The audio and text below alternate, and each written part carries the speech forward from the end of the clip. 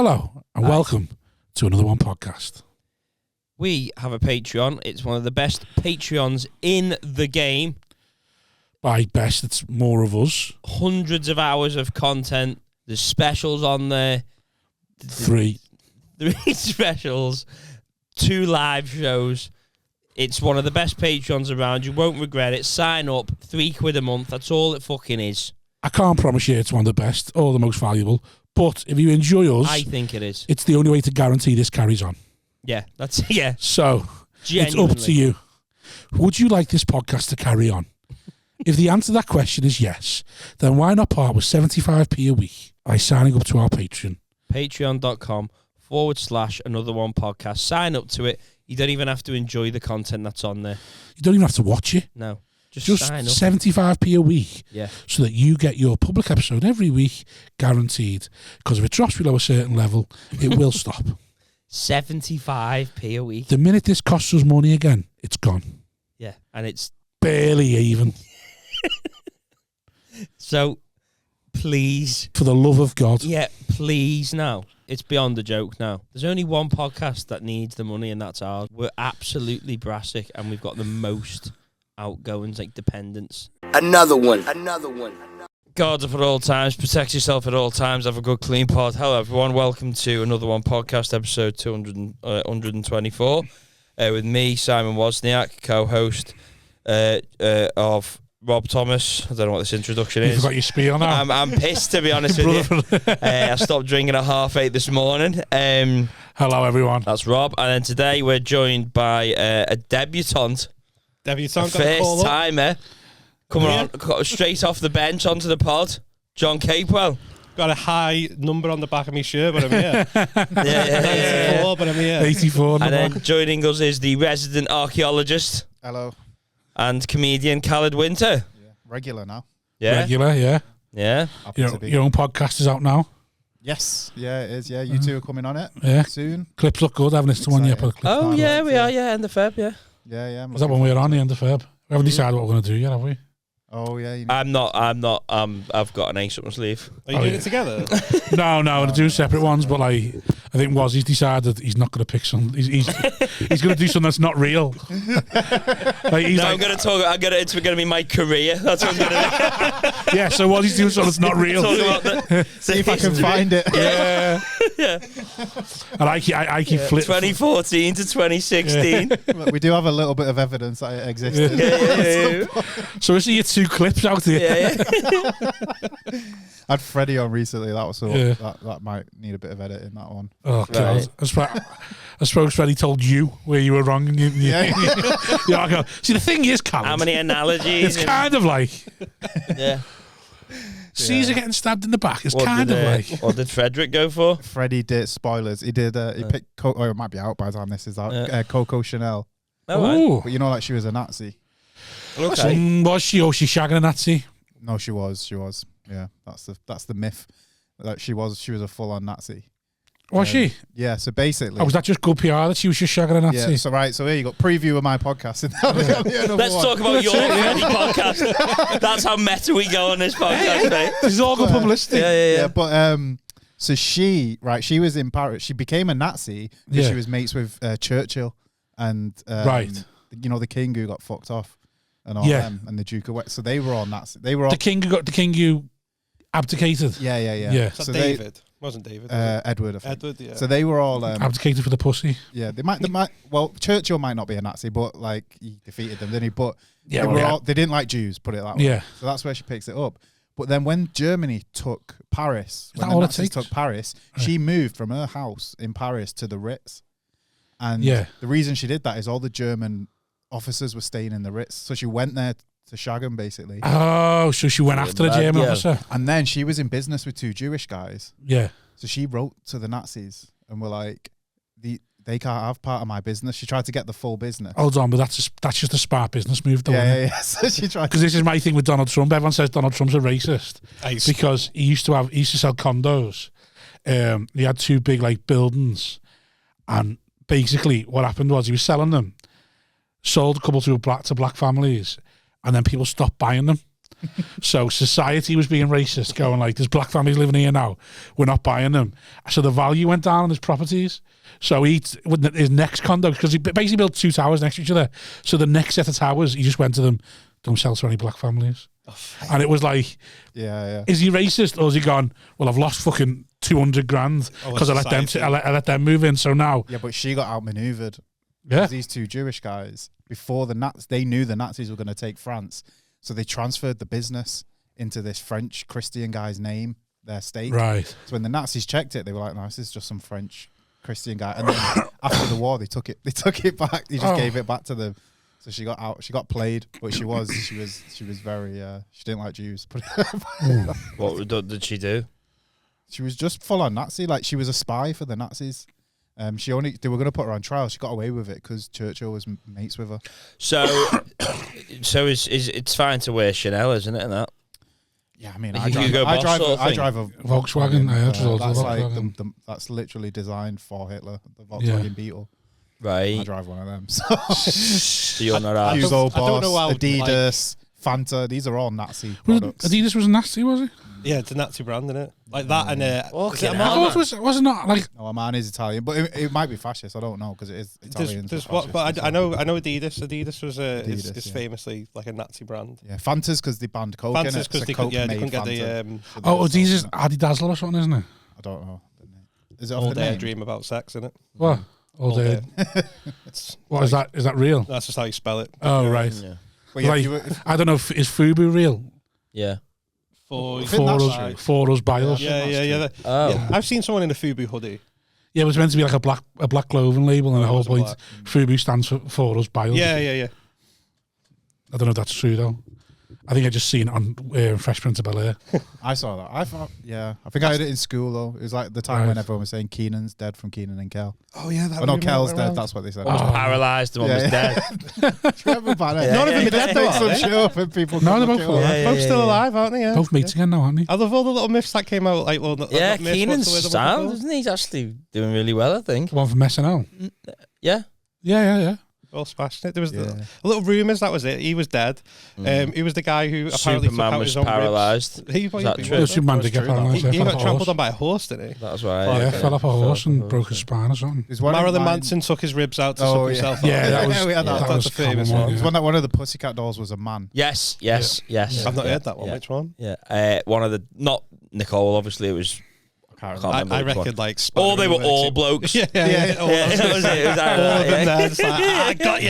Yeah, because everyone's like they're so fit. I think someone must have gone. We're just saying they're all men, and there's like that'll be funny. It's like Margot Robbie now, isn't it? There's like a thing on Twitter where Margot Robbie's a man. Boss. It's just like.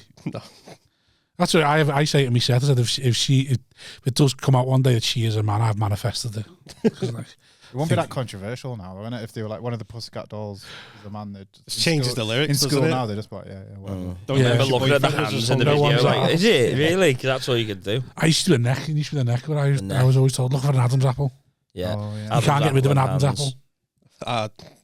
I'm not a woman. Just fat. But that's when I was like 14. I used to go, I've got no Adam's apple. Oh no, maybe I'm a woman. That's the time I'm supposed to. You can't get rid of an Adam's apple. Oh man, I was like, oh god. I've got one. If you stick your fingers in, you can feel that. Stick your finger in, I'll swallow. It makes me feel a bit sick now. Took the ruler all the way. It looks bigger. Something about them that's a bit. Adam's apples. I just slop it now. Women have got them as well, I think. Anyway, but I'm just a bit like men's is more pronounced. It's more I think I'm just vulnerable, aren't I, at the minute? I know you look broken. Yeah, I am. Yeah. So, standard. So Chanel was a Nazi. Nice. A lot of people were though. I think can I do Donald Trump for mine? Nazi. Disney was a Nazi. Yeah, didn't he? Yeah. Didn't he have a thingy? A colour chart about how dark the heroes could be. Did he? I believe you. No, apparently, like before he died, like 'cause he was an anti-Semite, and also apparently before he died, he had like I don't know how official a colour chart it was, but there was a certain level of darkness that his heroes weren't allowed to make. Wow. hero. Paul Curry, have you seen that about storm he's involved in? No. Comedian Paul Curry, apparently he apparently kicked out some Jewish people. I saw that in Shortle, and apparently people say it's not true. That's what I said. My mate sent me, went, who's Paul? I went, I don't know why. Yeah. And he's like, then he sent me a screenshot of apparently this email that they sent about he got like a Palestinian flag out or something, and then apparently it was on Chortle, and apparently from the replies I've seen on Twitter, one, a person who complained wasn't at the show, right, always away. and two, it never happened. I said there's got to be more context to whatever. He's not kicked 2 Jewish people out of the show. I just looked up at BBC. BBC headline says Jewish theatre-goers felt unsafe at Paul Curry comedy show. Yeah, so they're not saying anyone got kicked out. Why did he feel unsafe? Whereas Chortle are saying he chased 2 Jewish people. But it was at the end of the show as well. So Yeah. they felt unsafe for 50 minutes. Yeah. And then went, you know what? I think now's the time, guys. Apparently, according to Chortle, again, though people on Twitter say this isn't true, he was manifesting his own standing ovation. Yes. So there's obviously a joke about making people stand up for a standing ovation, and one person refused. And he said, "Why aren't you standing up? Did you not enjoy my show?" And he said, "I did up until you got the Palestinian flag out, which you must have done at the end or whatever." And he went, and apparently he chased him out for being Jewish. So me and Dmitry Bakanov almost got in a fight at his show in Edinburgh. Do you not like Dimitri? No, we almost got in a fight with someone else. Because Right. he's I like dark as well. Dimitri's a good mate, yeah. So we went in with Ro, actually. Ro was there as well. And basically Allegedly. he does his show where you have to stand up and like he does all this like and it was, I'm not gonna be mates with him. It was fucking shite. Who? Paul Curry's show. Oh, right. right. It was Oh, you've just seen him? Yeah, it was just about how like he's realised now at the age of 40 or whatever that he's actually transgender. But he's Right. like, but it was, which is, you can do a good show about that, but it wasn't. And basically we weren't joining in with the singing and dancing. Right. And someone behind us was like, "Miserable cunts." And Dimitri Right. just turned around and went, "I'll fucking smash your head in." That's in the middle of this show where all these like Edinburgh people are like dancing. Yeah. And he's just like, "I'll fucking smash your head in." So the same thing's happened there then, basically. Yeah, and I was Someone's like, refused to join in. He's gone, fucking, I'll twat you if you don't. yeah. join I in. wanted to walk out so much. Why didn't you? Because it was like, there was loads of people, like other comedians and like people there. Right, as those well. I didn't want to make a industry. scene. Really? I didn't want to like make a scene. Do you know what I mean? There's not many Like, in. No, it was full. That's Just what I'm slipped saying. out there. Yeah, because we were like near the. Did you go near thinking the you were front. going to hate it? I didn't know anything about it.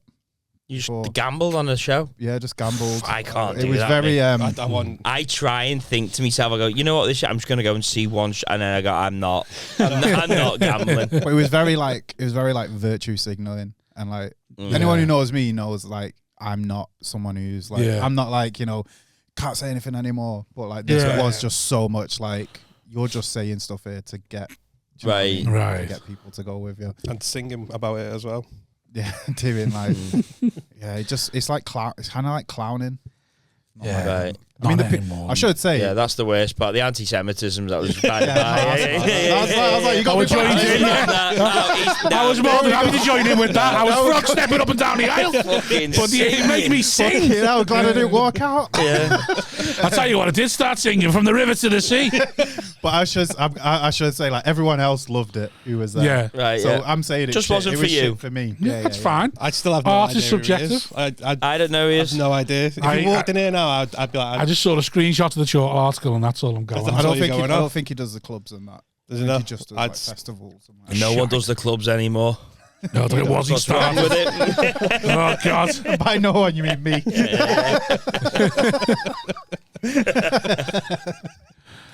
You're back in the clubs now. Jamie's broke his ribs. Is that true? Did he actually break his ribs? I don't know. Yeah. I didn't know if that was just.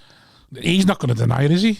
Was you there? It's his born. Is his breadwinner? Maybe they had a scrap and was just fucking. No. broke his ribs. No.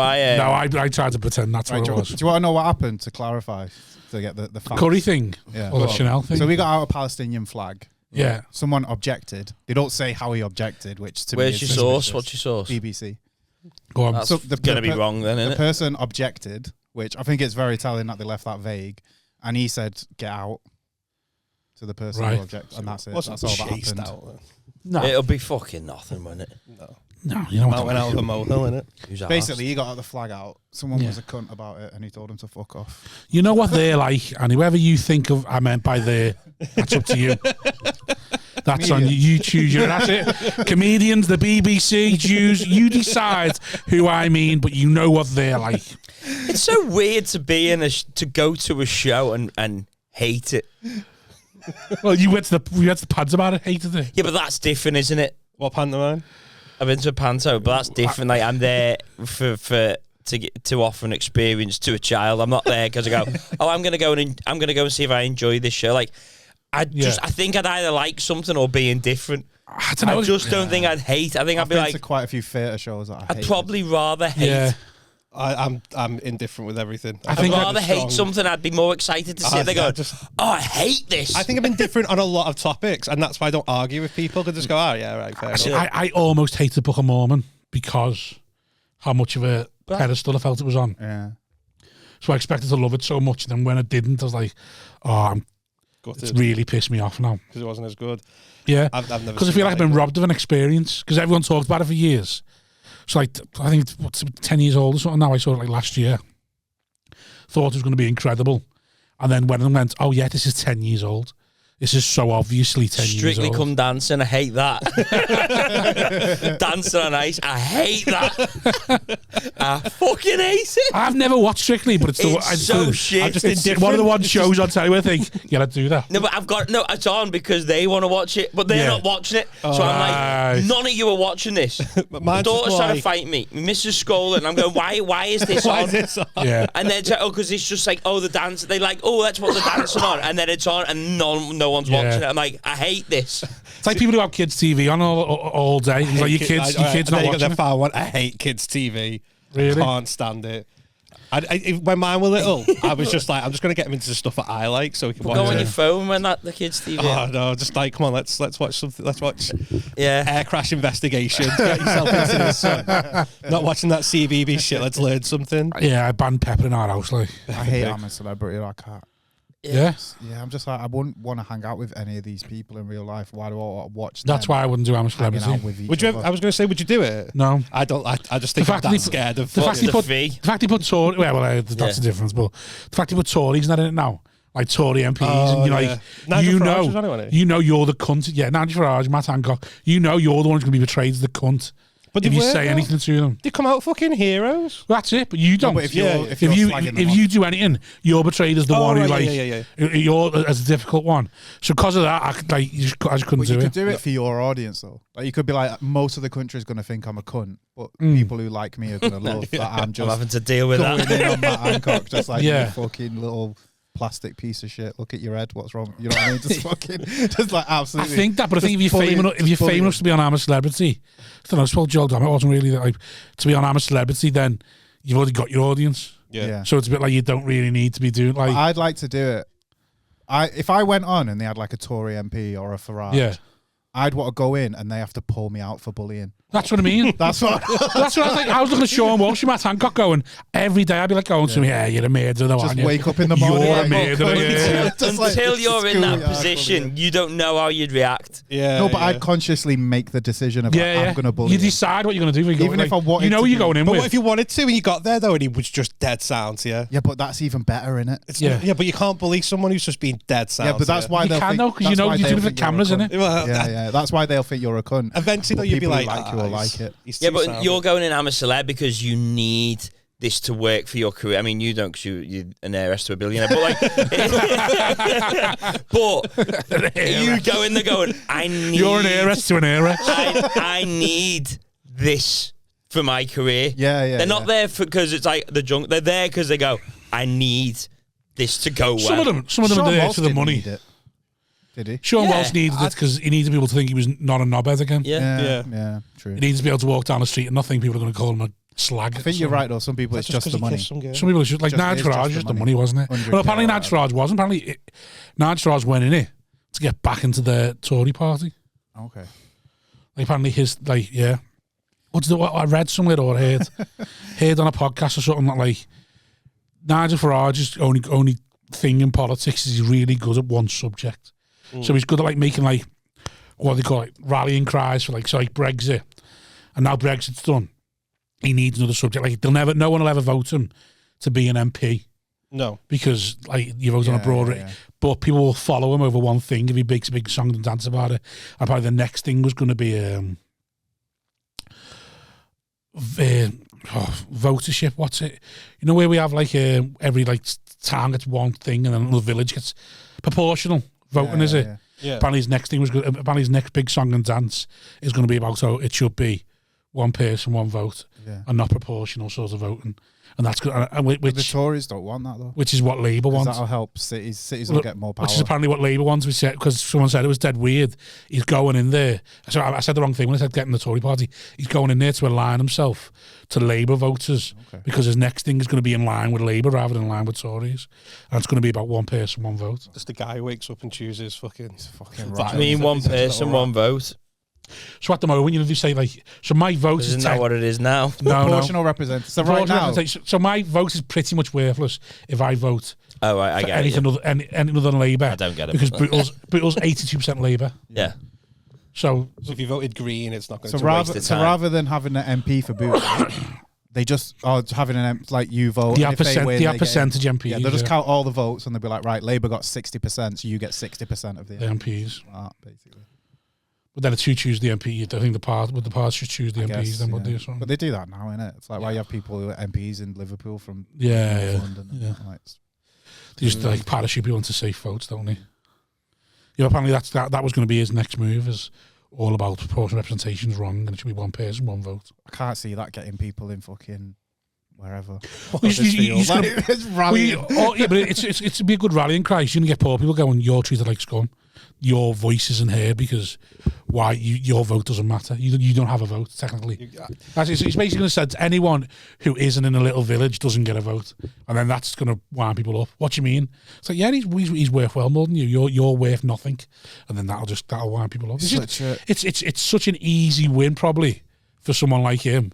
And then just gets him back being relevant, doesn't it? Such a fucking clown show in politics. Yeah. Like it's so like politics. None of them, sort of why it's respectable. But like none of them, I don't think any of them ever talk about like nothing. The actual like what's wrong or anything. It's all like it's just such a. It's literally like a fucking. Clown have you seen? Have you seen Rishi Sunak's one last night?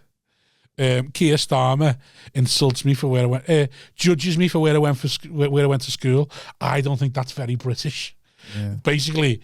I went to Eton, please don't like. You shouldn't judge me because I went. I mean, to slagging people off for what going to private school is very British. Yeah, but there's nothing more British than being like, your school's. The only thing more British would be slagging him off for being Indian. Yeah, your school's a shithole and you're a P word. Happens with a school just halfway down the road, though, doesn't it? It's like, you went to that school. Yeah. You should. Keir Starmer should just lead into it, like start calling him boss in PMQs. Yes, boss man.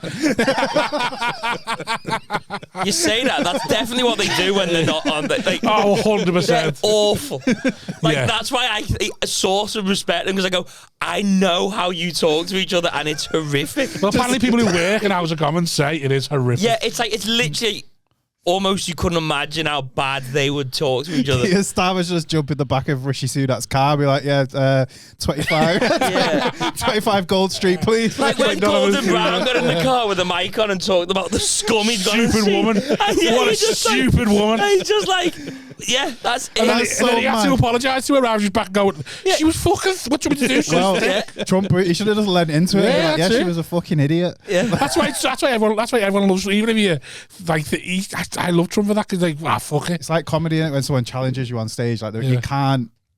You got to just double down and go further. It's the same in politics. I've had that in a back. Trump. You shit house. I fucking shit. I told them about it. You were there, wasn't you? Yeah. Mate, don't. Why? What happened? I opened. Mine was all right. No one got offended. Where was this? At the front. I walked a woman on Friday. This was funny though. This was funny. I had me fucking. I had a weekend trial on it, and it was just like where at the Frog. Oh, all right. And it was going 20 minutes. We're like, was it a Friday as well? I can't even. Mate, I've just blurred out my mind at the moment. And like, I'm halfway through, and I thought about doing just a different bit. Wait, so set it up right. So what's the bit? So Phil Ellis is MCing. Yeah. I'm opening. So it's a ratic already. Yeah. Phil's MCing. It's already a ratic. Yeah. And there's no law in that room. Yeah. And like the bit, it's a true story. My son, who's 10, his mate got a phone for his birthday. Sent a picture of his dick to all his mates. So that's fine. Yeah, that's like 10 years old, and I was like, I'm just gonna child porn. Yeah, technically, but he only sends it to other 10-year-olds. Yeah. So I'm doing it. I've been in a swimming bath and there's been naked. I'm not a nonce. Yeah. So I'm doing this. As I say that line, This guy just like stands up, struts out, and I've got to address it in a way, but why did you make a scene about? No, it's just the way he walked out. He just walked out a bit loud, and everyone was sort of walked. Right, and he was only going to the toilet, but yeah. I had to just say something. So I threw a line, something like, "He's probably gone to look for a 10-year-old with a phone, get to giggle," and then about 5 minutes later, I'm talking about something else, and all he heard was like, "Excuse me," and he had this like weird like fucking lisp or something. And I just ignored it, and he shouted again. And he's in like, do you know where so you're on the stage, he's there. Yeah. And he's like, and he stands up. I was like, what? And he went, "Did you just call me a paedophile?" Right. And I'm looking at him, and I'm not. Did he say it like that? Yeah. Yeah. And I don't want to be disrespectful, but he had a flower lanyard on, and I'm like, and everyone else is looking, going, "We can see the lanyard as well." Did you just call me a paedophile? Excuse me. Excuse me. And at this point, the guy's come up to the stage. Me, Phil, and Freddie have ran into Colin's booth so we can like look at He's there, and I just was like, "What?" And he was like, "Yeah." I said, "Yeah, I did." He went, "Well, I don't think that's funny." And I was just trying to play it off. I was like, "Oh, it's all right. Everybody else did." And he was like, "Well, I don't. Is that the definition of a joke?" And I was like, "Mate, it's a fucking comedy show. Chill out. What you want?" He went, "I want an apology," and I was just like, "Soz." Yeah. And I fucking backed down. There was part of me, I was like, I shit a proper shit one. I didn't shit one because he was kicking off. Although, my ad. Career's done at the front. Never It's been fair to busted. shit one. I'm like, the security didn't fucking flinch, by the way. This guy's Didn't walking move. towards Yeah. the stage. Yeah, And I was sitting there thinking, great fucking, imagine that little clip going viral. Finally get one going viral. Do you call me a nonce? Bang, knocked out. Comedian gets knocked out by nonce. But then, did you see Freddie's set? So I went up and I didn't shit one because he kicked out. I shit one because I'm thinking, I'm gonna fucking try there, mate. Yeah. I eventually managed to get out of it. We go upstairs. Freddie, you imagine when Freddie sat there like eyes. Oh yeah, wide, Freddie's thinking I'm going to ruin this now. He Yeah. just went, "I just seen you shit yourself," and then he went, "No, it was all right. That let me go show you how not to deal with it." Now I can't remember what Freddie said, I'll but tell the you what guy, Freddie did. go on. Freddie went out, just did his normal set, 20 minutes, did 18 minutes. And then after it's all going well, everyone's having a good time. And after 18 minutes, he just called the guy a nonce for no reason. Yeah, Freddie's just waiting Just like, for the "You're clip. the nonce, aren't you?" Like, just waiting for the clip, yeah. Just a proper of nothing. And then it all kicks off. The guy stands up. The guy, his carer or whatever, he's with him, fucking stands up and he goes, "You know what you did." He goes, "I'm writing an email." You know what you did. You know what you did. You touched that 10-year-old. You know what you did. He goes, "I'm writing an email." And they walk out of the club. And then Freddie's like, "Well, don't come to comedy if you don't want to be offended." And then he comes back up and we're just like, "Why did you do that?" He goes, "I had to cut the tension." And Phil's just like, after 18 minutes? 18 minutes in, there was no tension to cut. You were just, Yeah. you're gonna just That is just Freddie going, "I am not letting John be the one who walks someone." Absolutely not. I didn't as well. And then I was like, I'm not even asked. When you do your try, can you get any feedback? Yeah. No, I was like, nice one for that. Cheers. Yeah, see you soon. it was all done. They settled back down. It was all good. Oh, Freddie just had to. And afterwards, you know, like it's like, do you know when you have like an argument with someone and you get in the car afterwards, like, I should have said this, and I should have said that. I probably hyped myself up big time. I was like, if I ever see him again, this is what I'm going to say, and I'll probably It forget. doesn't matter, mate. Your career's finished now. It doesn't matter. It's over. Right. Just go and beat the frog a few times, just so you can work your way back in. You didn't do anything. If you're not getting booked, it's because they didn't like you. Yeah. It wasn't that. It's not because of that, It mate. was the 8 minutes before. It wasn't that bit. It was the. Attach yourself to Carl Porter. That's the best thing they can do now. That's all I'm doing now. Just attaching myself to people. I watched Carl at, went to the Molly McGuinness benefit Oh, yeah. last week. Did you donate? Eh? Yeah, exactly. Oh, did I don't? Yeah. Rich people, billionaire mate. I probably said, "Did you do 8?" I was No, like, what is did it you like? donate? No, He did. He wrote it off for tax as well. Yeah. One no, phone it was call, it's good to suck in. Molly be sorted Yeah, for years. yeah. It was a good night though. Yeah, Milliken was on. Yeah. Seeing that, yeah. It's fun. But did you donate? Was he still not? I did. I said I did. Yeah. Yeah. I've never donated to nothing in my life. Have you not? I just say I'm anonymous. Anyone ever asks me, I just go, oh yeah, I just didn't want to put my name. Didn't want to put my name. Just being humble. Yeah, I feel like if I put £100 and then Freddie puts 20 quid, he's going to feel bad. So I just always put it as anonymous. Anonymous. I'm just having a look through. 20, 150. That was me. Yeah, I just wait for one that's like reasonably could be you, and I just go, yeah, that was me. That was me. Yeah, bigger than everyone else's, but not like massive. But not like you. over the top. Yeah, it's only you're putting like 50 quid. It's always fun scrolling through a GoFundMe to see if any big hitters. He's put out. Yeah. The show offs. Fucking hell, Smig. It is always. I always look at what Smith puts, and then I look at who else puts. Like any Scottish comedian gets sick. I think right, Bridges. Let's see what's he firing off this one. Yeah. It's always the one after Smig I look for as well. Like, who's had to go, for fuck's sake. Sloss, Smith, all them ones, I think, right? Just write them all down. Oh, is Molly getting on? I messaged her before that show. She said she was all right, but I think she's got to be careful because she can get sepsis. Again, there's not what happened to her. They say it's a high risk in it, so she got. So she's always like vulnerable COVID now, times, right? Do you know what I mean? Like she's got long COVID. Basically. Like, you know how in COVID you like can't do this, can't do that. Yeah. Like that, basically. Fuck. But I mean, Mad that happened to anyone.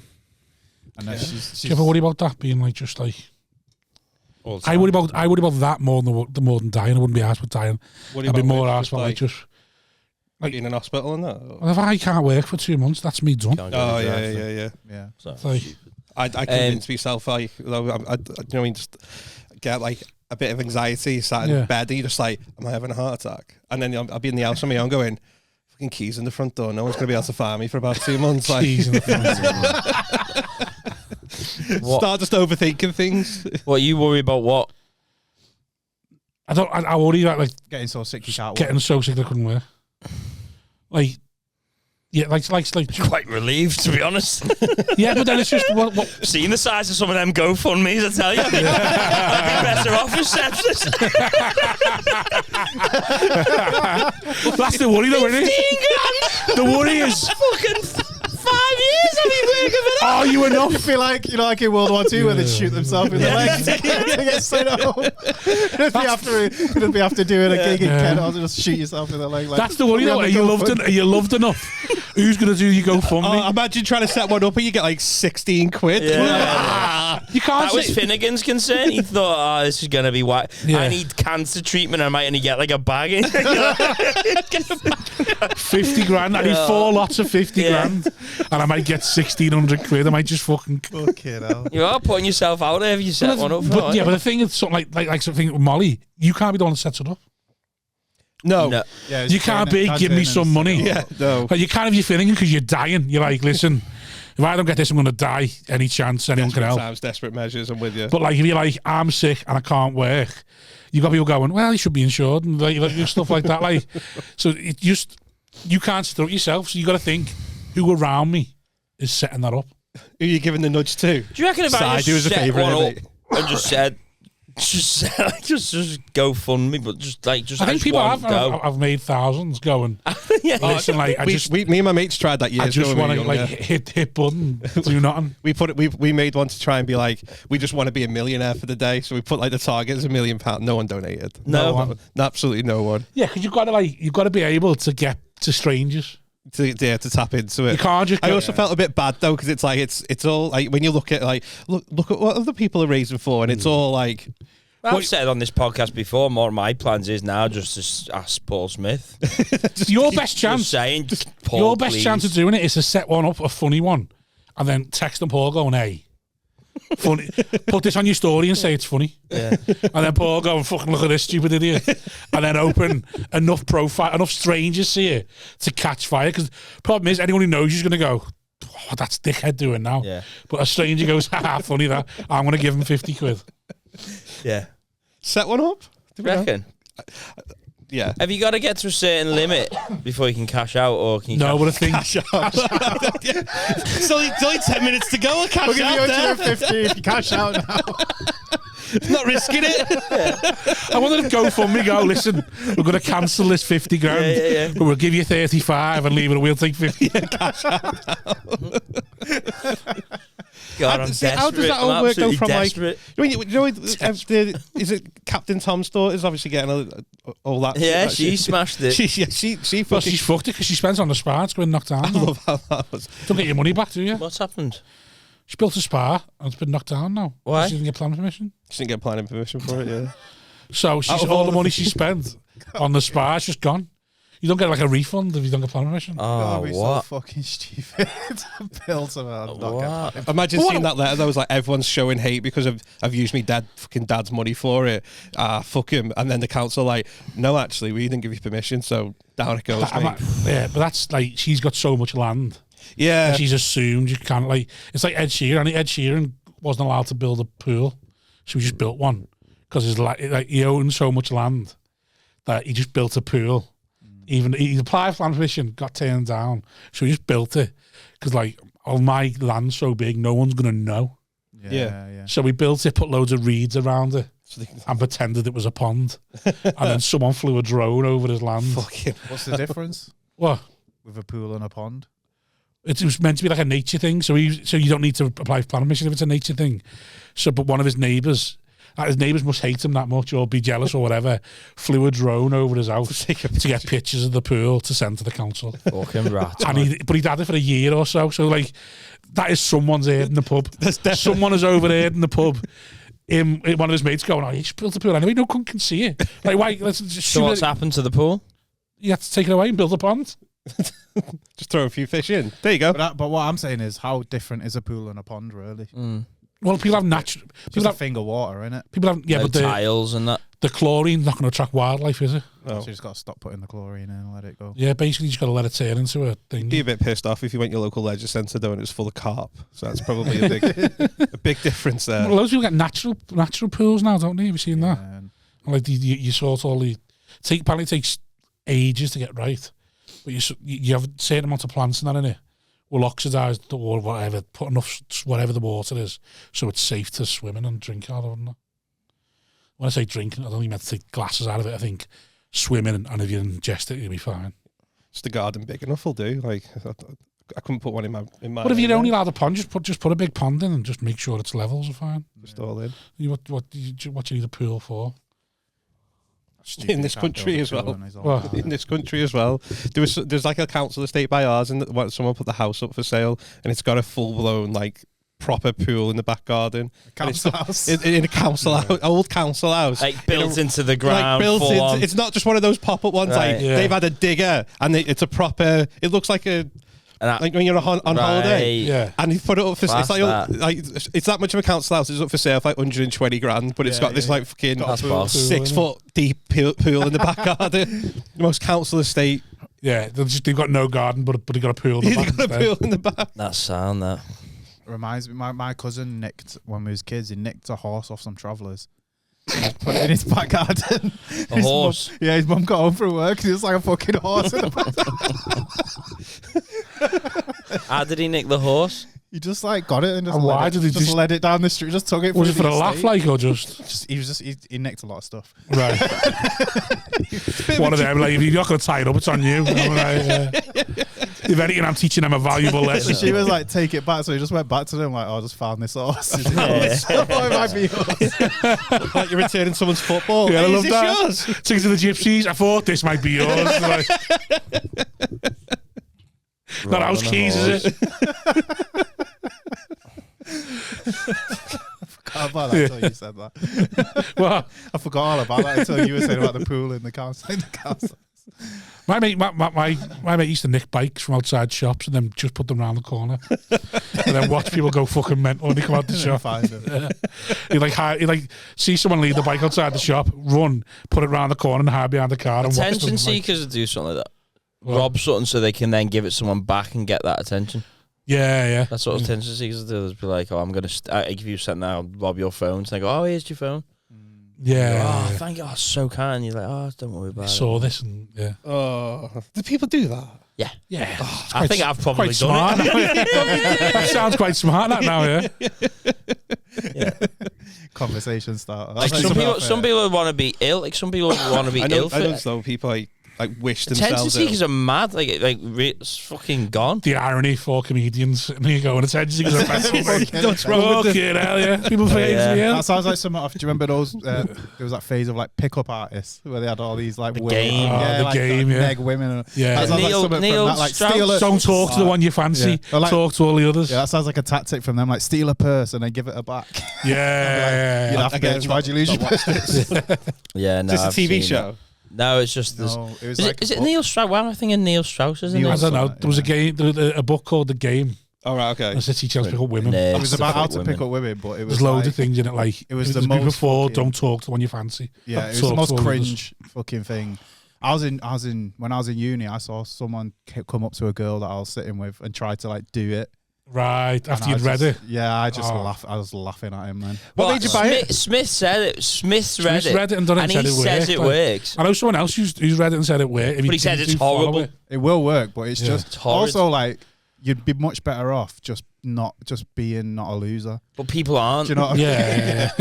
Like Problem is, School shooters. it's harder. It's harder to not be a loser than it is to just follow some rules. Just buy the If book. I do the nurse, she'll be like, it's hard to do that then go, I am fundamentally a fucking wrong. And how do I change that? it'd be much easier to just be confident and talk to women. That would be. Oh, no. Fuck that. So that's what it comes down to, really, isn't it? What? Yeah. Whether like you got It's easier to just follow some rules than change yourself. Yeah, I'm not changing just myself. talk to them. Change your personality. Absolutely I'm set in not. my ways. Yeah. Now I'm too old Yeah, for that. Fuck that. I am who I am. You're a slag, love. I love you. That's a terrible dress. Look what the... Is this your purse? Yeah. Hey, you dropped this, you know. I thought, somebody's doing it badly. That would be funny. It's funny. That's it. It is, because there must be loads of people doing it badly. They'll be like, what the Slag fuck's wrong with your hair? Just one girl who's like, Staring at him, waiting for them to go, nah, what? I don't know. don't talk, I've not got to chapter 2. don't talk to the one you fancy going to a group of 3 girls. She says hello. I'm not talking to you again. Just walk straight like, the Yeah. fuck are you wearing? What the fuck are you looking at? Do you want to come back to mine? You just see him staring in their eyes, just waiting for them. Like that. That was so funny. Now what? Oh, I don't know. Oh yeah, tell them you fancy you. That works, that. I stand by that one. You tell a girl she fancies you, she starts thinking she does. But you only Is that have in the book? No, yeah, I think so. But like, I remember someone telling me, I've done that one myself. One of my, But you only have a small window before they have to question. You can't let them question themselves. You just go, you fancy me, and they go, do I? And they get confused. And that's, you got to go in then, because the minute they go, oh no, I don't, and you just don't let them question themselves. So one of my friends at uni, it was like one of the worst insults, but not an insult. Yeah, Because I did quite well in uni with like with the ladies. But she was like, she goes to me like, you act like you're dead good looking, but you're not. But the fact that you act like it convinces women that you are. Yeah. I was like, oh shit, yeah, that's what was happening. The easiest But way now to I'm get like- a woman is to prey on the fact that none of them are ever sure of themselves. So just you tell them what they need to think. Okay, yes, sound. Have you? Like some That sort of works the Jedi other way mind. though. Yeah. Have you ever need to seen glow. like a woman or something, and everyone's like, she's so fit, and then it just hits you and like, I don't think she's like I'm not that attracted to her. It's just everyone's saying that she's. No, I don't think fit. there's ever been a woman I'm not attracted to. No, like 98% of women I've ever met. Just any woman. she's I'll fit. find something in them to be attracted to. I just think it's a lot of Rose effort. West took up the arse, she'll do. She'll do what she's told. She's a good submissive woman. She's loyal. Myra Hindley looked after herself, constantly getting her hair done. I'll find something to fancy. But yeah, oh my god, that should be a sketch. That someone doing that badly. Yeah. Sure, there must be videos of it all going fucking wrong. It was I saw it at a gig once, but not someone doing it on purpose. But someone tried to copy Phil Ellis, and it was just like some autistic kid doing What, Beat as the a Frog. as a impression. comedian. Yeah, but he wasn't like trying to copy. Basically, Phil had been on stage and MC'd, and these like young girls, students, had like interrupted talking, and he'd sort of like made innuendos about them being a slag, basically, like jokingly. And like everyone had laughed, they'd laughed. It was all fun and games. And then he brought on the first act. He was just some lad who'd been homeschooled. I think his dad had come with him to the gig, and like just so autistic, it was unbelievable. And got on stage, and within 30 seconds, one of them had made a noise, and it wasn't even that bad. And he went, "Shut your slag!" And the whole room just went, "Ah, what the fuck?" Not laughed, just went, "Oh my God, that was horrible." Like, he's so aggressive. "Shut up, you slag." It's like so aggressive. And then she shagged him. He necked her. The poor problem number that I got gonged off like He 20 just walks out with a 20 pussy. Like, wow. No, I'm not talking to you. 20 seconds later, he got gonged off. Came with a gong and left with a puss. It was just like, Phil Ellis just felt dead guilty because everyone could see what had gone on. Like, all the action, I could see what had happened, and like the audience didn't know. And we were all just like, oh. And Phil spent the whole night feeling dead guilty. Poor lad just didn't know why he got gonged. Poor lad didn't know what he'd done wrong. I got gonged off 20 seconds later, I just didn't understand. Because in like, his head, he's like, well, I just did the same thing exactly, you did. Yeah. And you indirectly called him a slag. You pointed at him. You just went, "Shut up, you slag." That always happens. When I started, people were trying to copy Stuart Lee in London. Oh, it was just a nightmare. They're like trying to deconstruct jokes, and they don't even know how jokes work. Yeah. You got to make a joke to deconstruct you can't it. deconstruct. You don't understand it. You can't, and now it's like Acaster was what people were trying to copy about us being weird. Oh, people are trying to copy Smith. Everyone's Shane Gillis now. Yeah. In Liverpool and that. Yeah, no, not really. No. Every clip is... I think Smith was just so sort of quick. Yeah. That, like, there'll be people trying to copy him. Well, there's every cunt's trying to copy him now. I guess it's just by filming and doing. Everyone's filming and doing crowd work, so every cunt's trying to copy them now. Yeah, turn up to any open mic night, there's about 16 phones, and everyone's going, "What do you do?" How do you copy Gillis though? Because he's just quite. It's just loads of them. I like standing like that now with the mic. Oh yeah. Like literally copying like the whole, and then just trying to be like extra laddish. You know, because he's like. Right. He's considered like a lad's lad sort of thing because he'll say stuff's gay and that. Yeah. So people are just like doing like, and it's like I just mounted new comics that are holding the mic like that, like. So they just copy his mannerisms. And like will call things gay and think they're being dead edgy. Where Gillis is just being like, that's just what it's gay. It kind of works for him because he's a nerd, isn't he? Well, yeah, because he knows so much, but he plays himself as being an idiot. Yeah, but because he's like a bit of a geek, he can be a bit abrasive, and people are like, yeah, but he's a bit of a geek. He looks like he's got Down syndrome, and that. Do you know what I mean? Well, his family art he plays, he's like, yeah. Whereas if you are actually like a lad, and you're just like, that's fucking gay, don't worry. A lot of subtleties going on. I never knew people were copying him. Yeah, apparently like an old mic, like say, holding it with like two hands, and so they do a punchline and then go. You're like, oh. I should start doing that as well. I've come full circle now. Back to copy. Started off me and I ended up everything else. Someone said I don't know if this works, but someone said to me you should copy someone who's like a different ethnicity to you. That sounds like an absolute minefield. People will realise. But if you just deliver like white stuff in like the style of like Chris Rock, people will think you've just invented it. No, they hasn't. The problem with Scousers is Scousers ain't Scousers too. Yeah, that's what I'm saying. That's a bit. Scouser always wants credit for shit he should be doing. I take care of my kids. You're meant to, you stupid tit. See what I mean? If he just did that, people would be like, fucking hell, he's nailed that. Yeah. Do it. Scout is always buying rims. They're spinning, kids, they're spinning. They're spinning, kids, they're spinning. There's Scousers and there's people from Liverpool. I go to the band machine. I'm looking for Scousers. Try it. That would be fine, wouldn't it? It's not theft. Just by changing one word in the sentence to Scousers. Imagine it went massive, like just loads of ignorant British people who've never seen the black people versus bit. I just gone, this is incredible. It's huge. Millions of you like, this is incredible. Staunton does his American bit, doesn't he? Yeah, but Dawn just does an accent. Yeah. I'm like literally just taking the joke and changing the people. Yeah. Nah, just do it, clip it up and see if it works. Doesn't. It's not happened, doesn't it? The problem with slags is slags will never shag down. Slags are only asked about money and men are only asked about... Observational humour, it's the best, isn't it? Can't beat it. Say what you want, can't beat the obs. The obs. Cannot beat the obby hue. I got obs coming for me, man. All these ob comics. Yeah. It's good though. I just think it is good. When you get a good observational bit, it's fucking great. I don't know what an observation is anymore. Because like Michael McIntyre, that's an observation to me.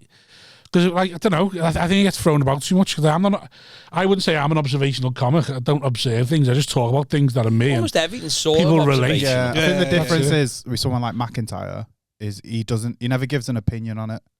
Yeah. That's what makes it truly observational. Is like he's not like he's just pointing things out. Yeah, he, like when he says, you know, like I think is it Peter Kay does a bit about like parking at the supermarket, where it's like, you know, whatever. Anyway, but the point is like they observe it, but they're never like, oh, the reason it's like that. Right. Do you know what I mean? They never have that next step. That's what makes it observational, I think. Because everyone's observing something, aren't you? Otherwise, what are you doing? That's what I mean. Like unless you're like surreal, weird. Everyone, like, most comics you see are pretty much observational comics, but I wouldn't say I observe anything. I just talk about things that affect me, and then people seem to relate to it. Yeah, but you're giving opinions on it, aren't you? But that is an observation, innit? You've observed something, and then they've observed it. Because all of it would be funny. But all I've done is just mention something that has affected me in some way. Mm. And then I talk about how I'm affected by it, and then other people go, "Oh yeah, that's similar to me. I've noticed I'm affected in that way as well."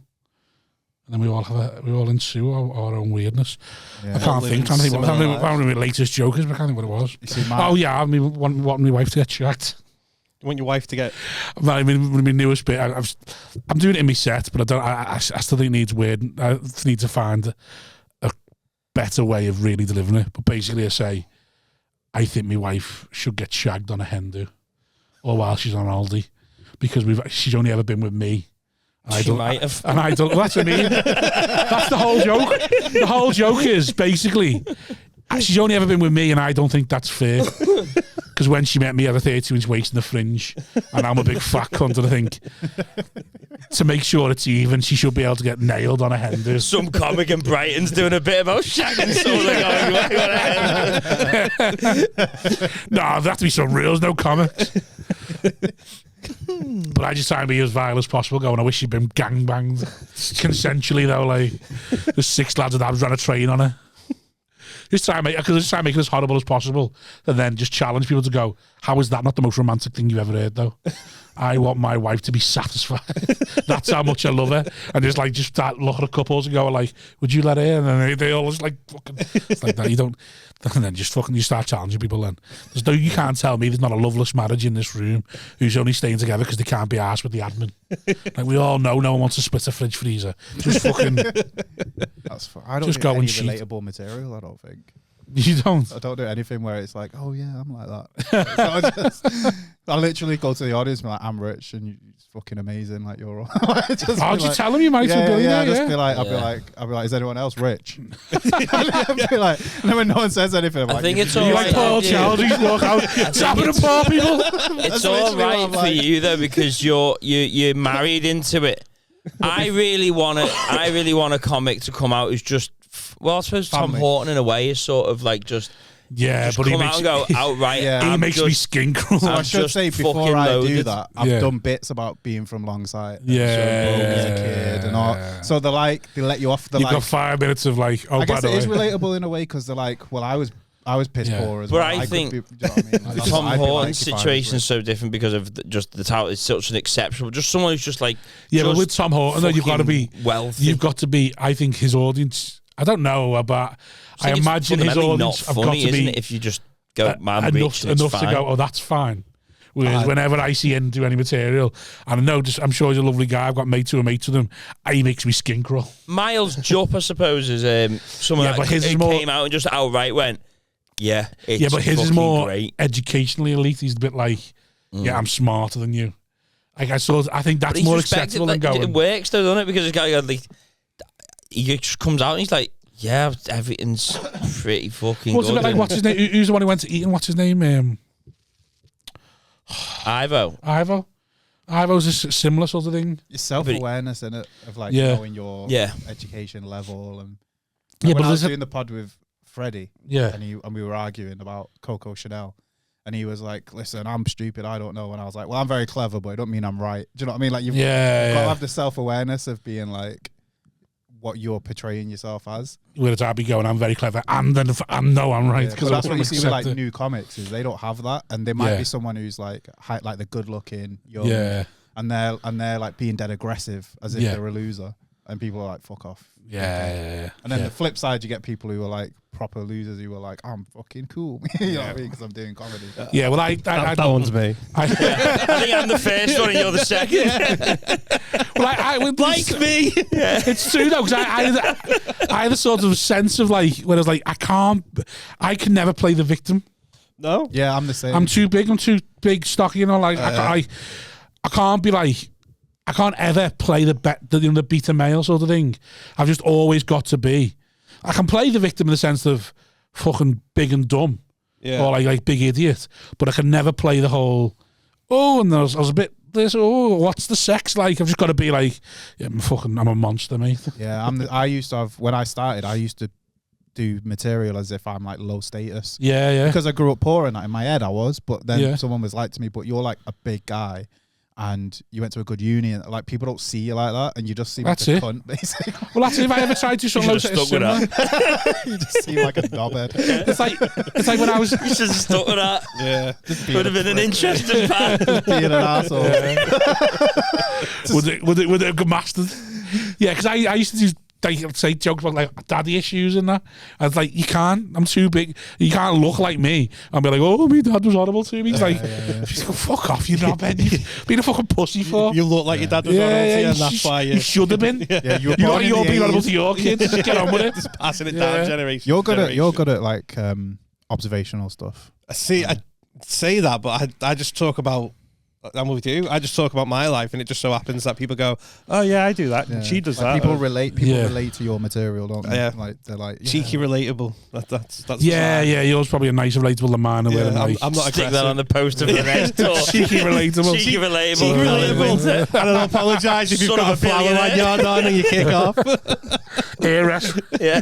Ear rest of the winter fortune. Khalid Winter is seen in first class. As heard behind the curtain. No. Wow. What's it like? Good. It's sick. When you last in it? Oh, it was a while ago, before COVID. How many classes have you been in?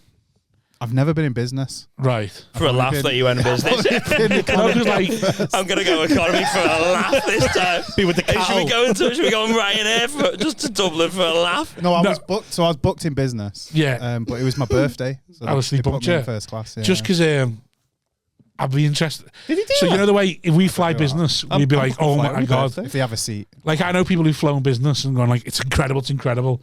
And I'd love to see like, has anyone gone like first to business and been like, business is fucking now there's a next level. So I've walked through business. Yeah. Like, you know, when you get on the plane, you go when you're in So economy, you business, walk through you get your own little pod as well? Yeah, but first class is the bed. next level. Like you're in like it's business. You don't get a door in first class. There's a bar, isn't there? In first business, some planes. In first class, it's just free, whatever you want. But there's is there an actual bar area where you go and sit round and in all some that? planes. There's no. I was with British Airways. Paul Blake. I think maybe some of the Arab ones on the A380 do they, don't they? Like the big one that goes to. Yeah, maybe it's the plate. Maybe it depends on the. And then when Paul Blake come back from his honeymoon, he used all the money. He told people like, "Don't give us presents. If you want to give us money, we're just going to spend it on an upgrade on our flights." And he bought first class flights to come home in. Yeah. And he said he just sat at the bar for 12 hours. Oh my god, it was good. Like you just get whatever you want. Yeah, the seat turns into an actual bed. Yeah, they do like a business class. It extends, doesn't it? Yeah, so they put sheets on it for you and all that. Bring your pillows and all that. Do you have your own room? No. It's like some of them. Sure, Alan Anderson has a shower. Some of them you can. Yeah, I think those some of the Arab ones you have a shower and a bed. Emirates and Qatar Airways. I think every airline has its own like first class standard, so everyone's different. So I was British Airways. So British Airways is like business, but like just better. Do you know what I mean? Yeah. I think when you get to those Emirates and that, they go mental. Like, You wouldn't want to get off the plane, sort of thing. Like I want to stay on here. Actually, it would be so funny God. flying on a plane that was going to be a better stand than your holiday. Yeah, going to a 3-star all inclusive in Mallorca or something, but you get first class Emirates there, and you're like, this room's better than what I'm going to now. Bigger as well. The food's better. A sky cruise. Sky, You invented something there, have you? Oh, yeah, it is, was it? There you go. TM. Send that to your fucking father-in-law. But last time we went premium economy. Yeah. And I'd say that's worth it if you can afford it. So I think it's an extra. Yeah, just get low. It's just more. It's like, it's very funny, but it's like room, isn't it? It's a few extra £100, but it's like bigger seat. Especially if you're bigger like me, like you get more room. Like the seat's wider, more leg room, and that. I'd recommend that. Yeah, but just extra leg room's worth it. If you yeah. I'm just thankful if I don't have to ask for the fucking seatbelt extended. To be honest, I can't afford to go on holiday. So there's no point. we're going in June, and I'm like, I need to fucking. Oh no, I've said. I said it. Do your bit. When I went to Belfast, and I had to breathe in. You see when you get on the plane, everyone's eyes. Like if this was a plane, I'd have to sit this side just so we can balance it out a little bit. I went to Belfast, had to breathe in. And I said at the gig. But you never did that. I said at the gig, I said that I had to breathe in to come over here. I'm almost too fat to fly because if I get a seatbelt extended, I'm not flying. I won't do it. Too fat to fly. Too fat to fall, too fat to fly, too fat to be Father Christmas. Just like fucking spend. Too fat to be Father Christmas. I did. I started listening. I supported Sam Avery the other day, and I started listening to the gigs that I'm too fat for, and it was just fucking. In the end, people stopped finding it funny, started feeling sorry for me because I was too fat to fall because there's a 16-stone weight limit on skydiving. Oh yeah. Too fat to fly because it needs seatbelt extender. I'm not doing it. Too fat to be Father Christmas. Nursery asked me to be Father Christmas. They bought the biggest Father Christmas suit that didn't fit. That seems wrong. Just this is Father Christmas, but he's in a track. I mean, he's famous. I mean, he's famously fat. I know.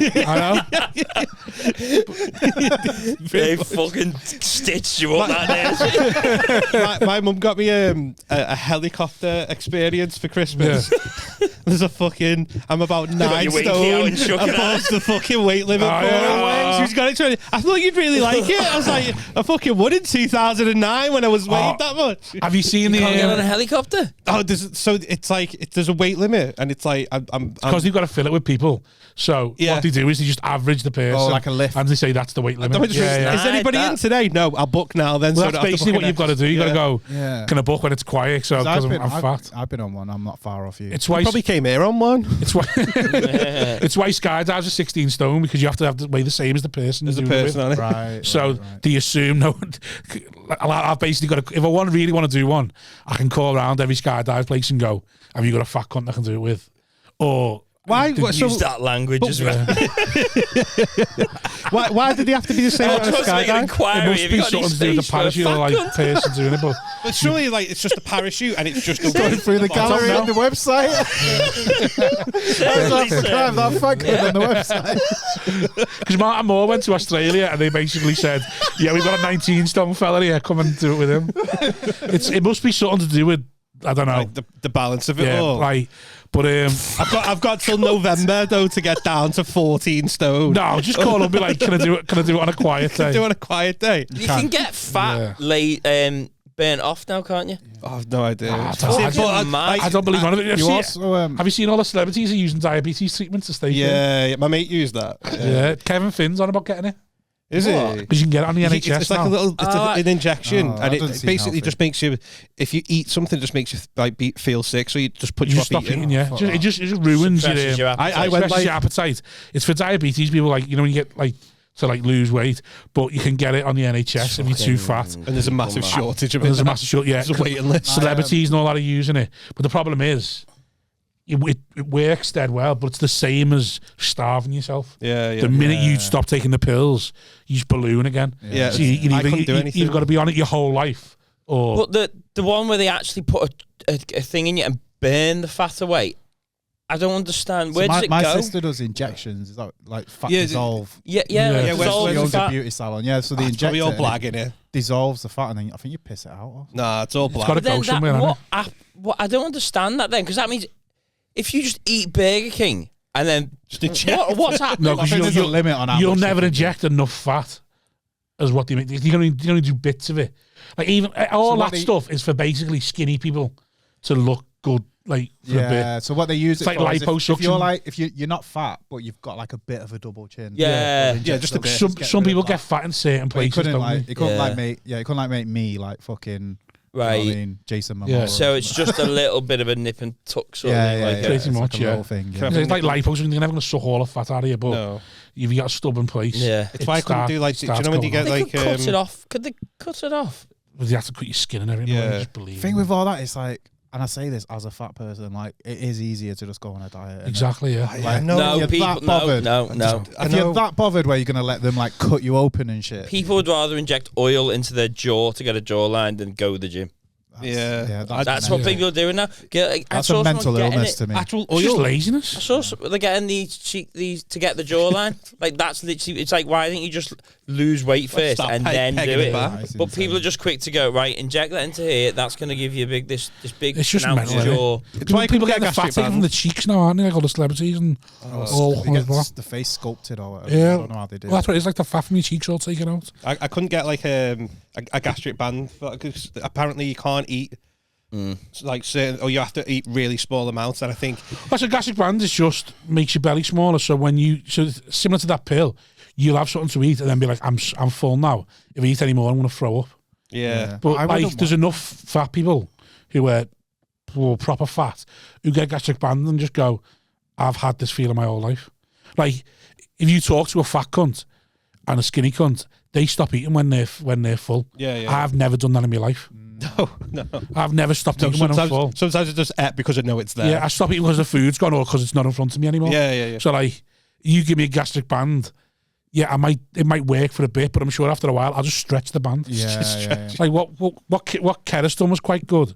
I say quite good, it's probably terrible. She got a stomach cut away and then sewed back up, so you can't stretch it. Like gastric bands can be stretched and they snap. Yeah. Whereas Keris's thing is you've only got a quarter of a stomach I would left. genuinely just rather be fat. Yeah, Just, as you said, Just lose weight. Maybe it's just go to the gym. I'm like that though. When I was in great shape when I was doing Muay Thai, when I was like competing, like, I was always hungry.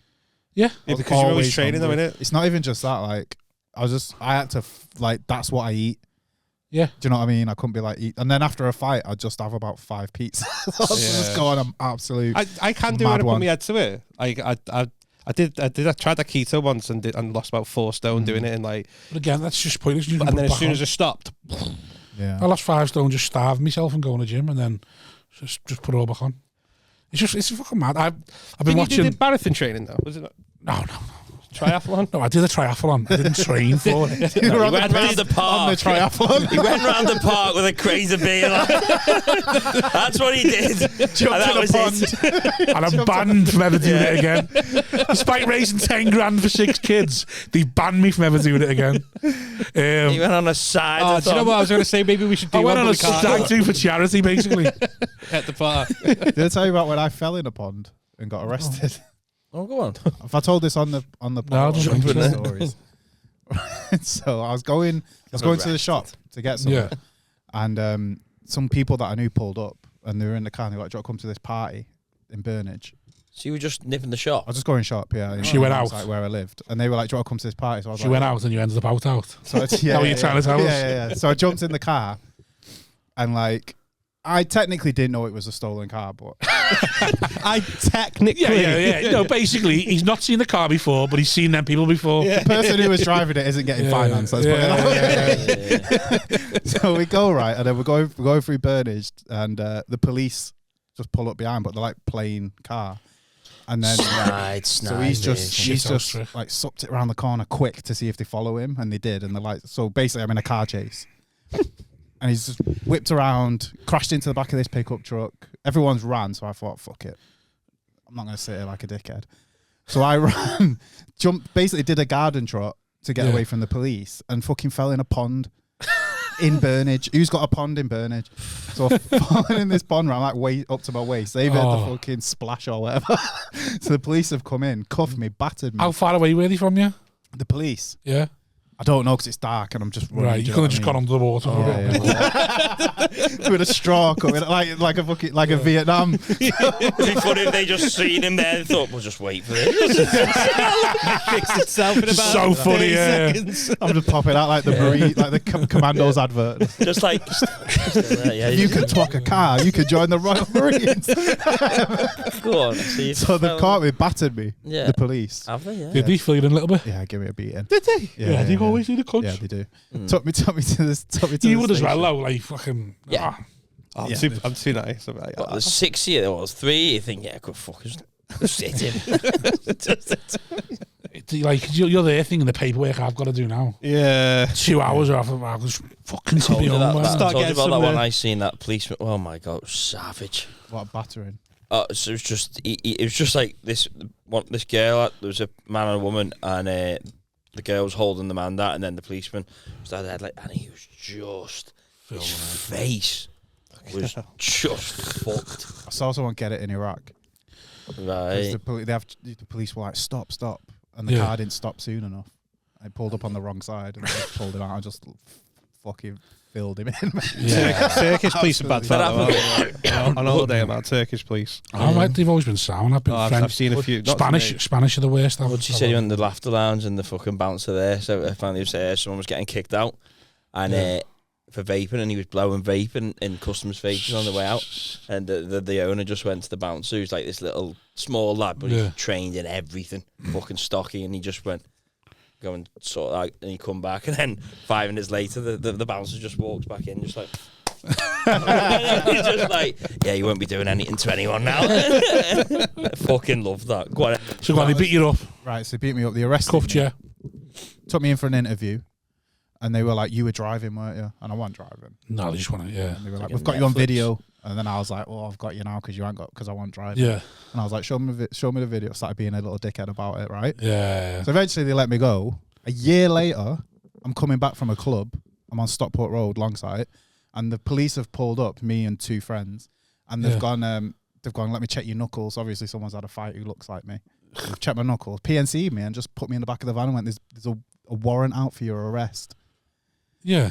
So what happened is you have to go, I think it's 28 days after you get arrested, you have to go back and they're allowed to, and they charge you or they don't. So I went back and they said basically, oh yeah, it's fine, we're not going to charge you. And then they said that I didn't turn up and put a warrant out. So I was on the run for a year. Without knowing. Didn't know. I was just going to college and not doing my like, some could've mad found me things. if they wanted me, yeah. Oh, So they locked me up and I rated my friend Nicola at the time because she was like, when they got me in the van, they were like, you've got my phone. And I was like, what? She was like, you've got my phone. I was like, oh, right, yeah. So I give them my phone. And the police are like, is your screensaver Eric Cantona? I'm like, yeah, it's her phone, innit? So they took me to court.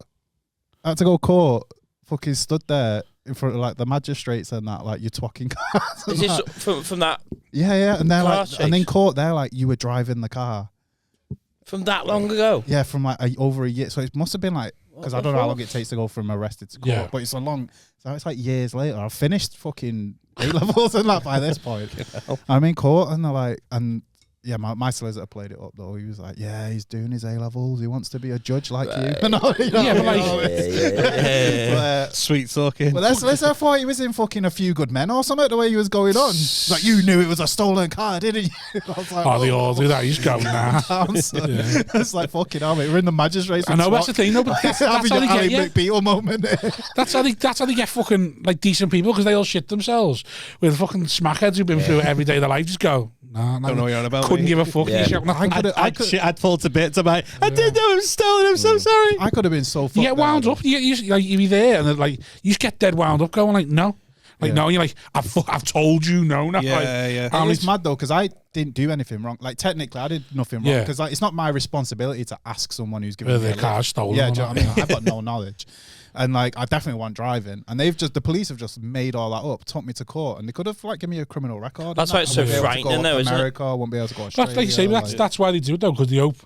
Well, That's why one it's so decent one will go, frightening and then And when they can stop go, you for whatever "We solved reason, that." and you go, "Oh, I know I'm not, but these can Yeah. do anything to you." Like that's Yeah. you don't. I only realised it recently. I go like, they could just do anything. Just like fucking make They could just make it up. They just lied. You can just make your life harder. That's what they do. I've only ever dealt with like one who was sound. He caught me doing 82 in a 40 zone. I just passed my test. 82 and a 40. Yeah, we went from like national limit down to 40. Oh wait, yeah, and like off the motorway or whatever. And he was parked up on the side. He comes straight up my arse, pulled me over. I'm 17, in my little Fiat Punto, fucking shaking like a leaf. And he's like, do you know how fast you were going? I was like, no. He went 82 to be exact, mate. And he's bollocking me for it, screaming at me. He's like, I can have your card off you. I can arrest you. Have you in court.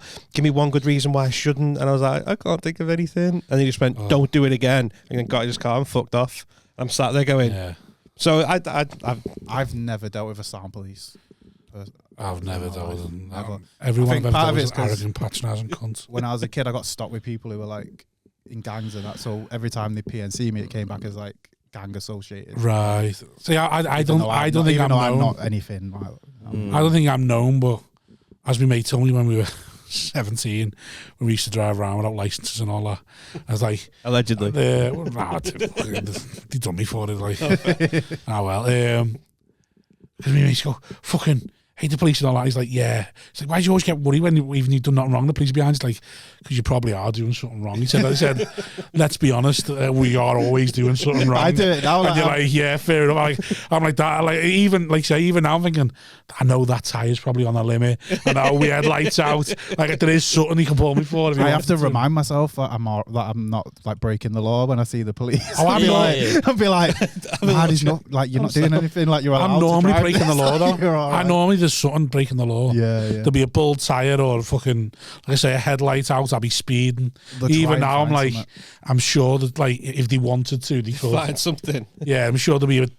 Yeah. So it's your 6 kilograms of cocaine in the boot here, right? my missus was laughing at me. We was in London in Camden. Yeah. These two guys were arguing, and one of them like pulled out a knife, and like she didn't see that he pulled out a knife because she wouldn't look. Because as soon as I saw them fighting, I was like, looked at their hands and whatever. Yeah. One of them pulled out a knife, and I was like, and she was like, should we walk past? I was like, nah, mate, he just pulled out a knife. Like, and she goes, should we call the police? And I was like, I'm calling the police. You're mad. She was like, not grassy.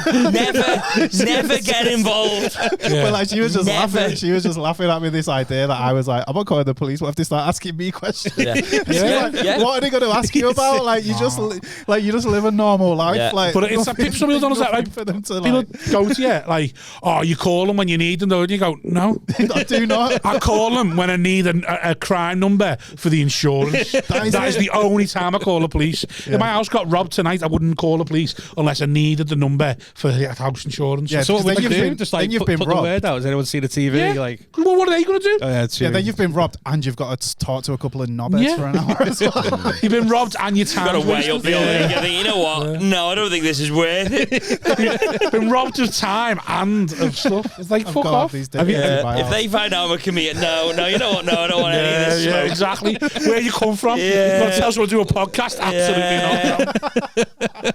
Tell some jumped up prick. No. Oh, I'm doing a podcast. Oh, great. Is it any good? Well, watch it if you want me, but I'll call you a cunt about 5 times. There was a couple of times though where I remember on my estate when I was a kid, because it was like the police come on that estate because it was like during like proper like gang stuff.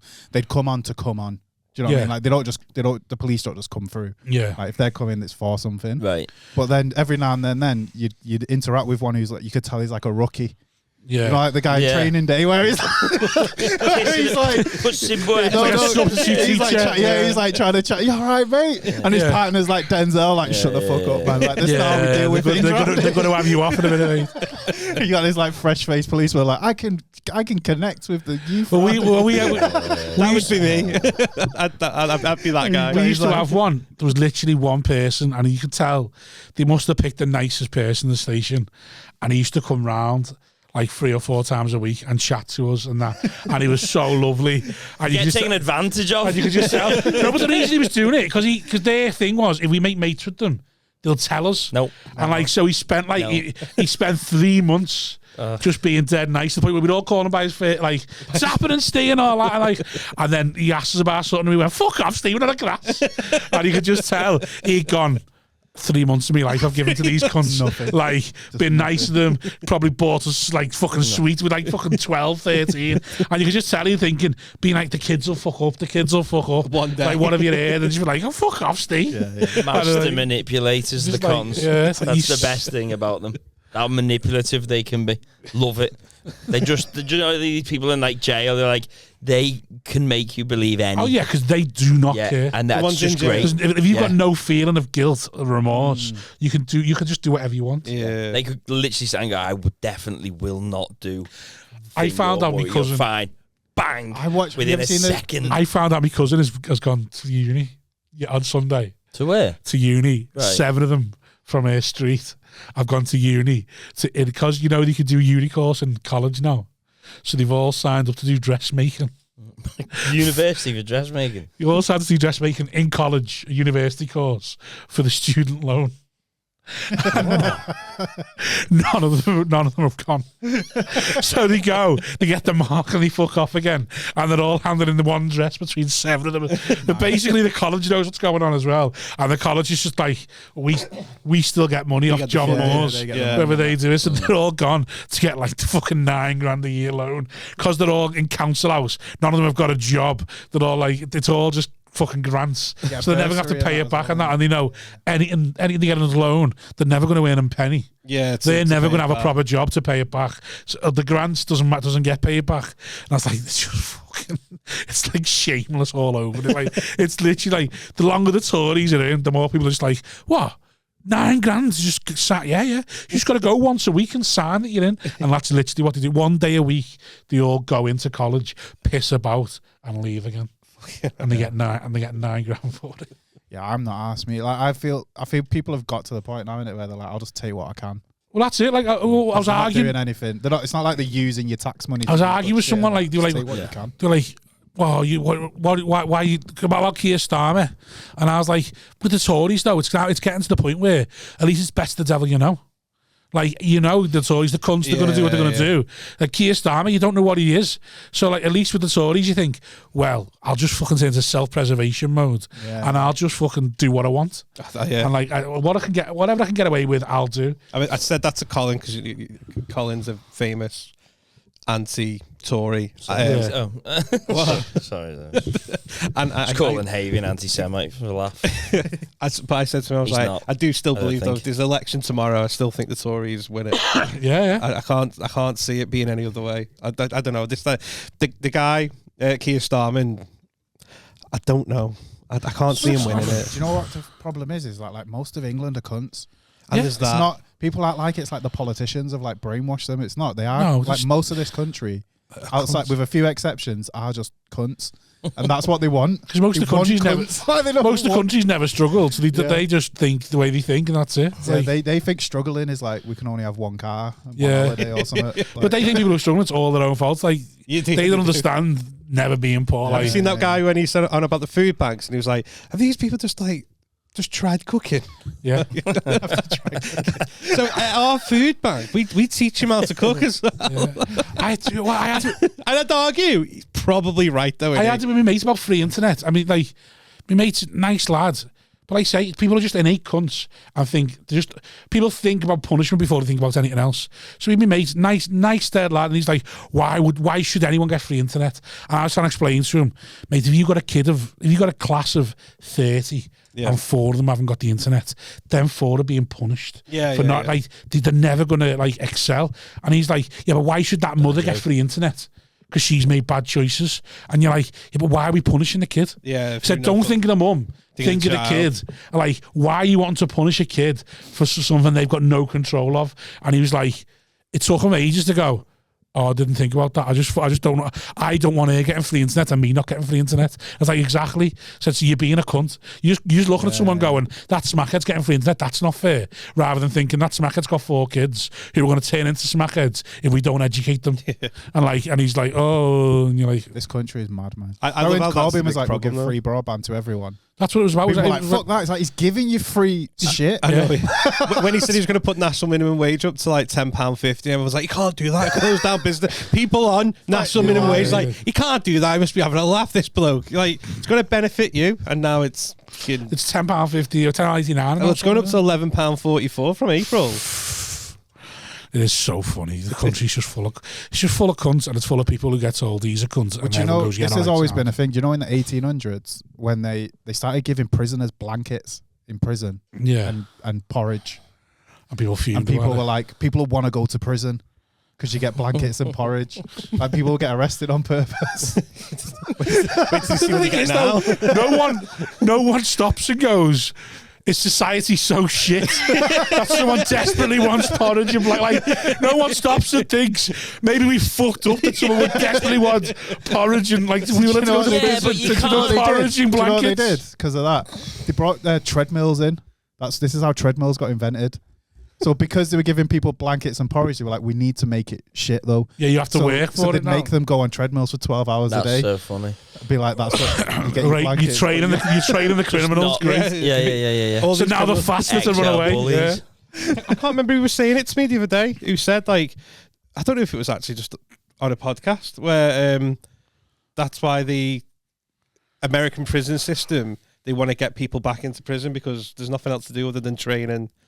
I might have been on this decent podcast. Boot camp, like train, get big, and they end up being that strong that the police can't cope with them, so they like just keep him in prison. I think that's a Chris Rock bit. I can't remember where it's. You shouldn't have I've heard it recently. That just sounds like I've heard that also sounds like what was Hitler doing? Selective breeding sort of thing.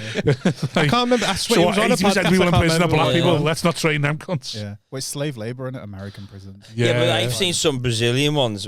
Not Brazilian or South American ones where it's just the prisoners run it. It's not the guards have nothing.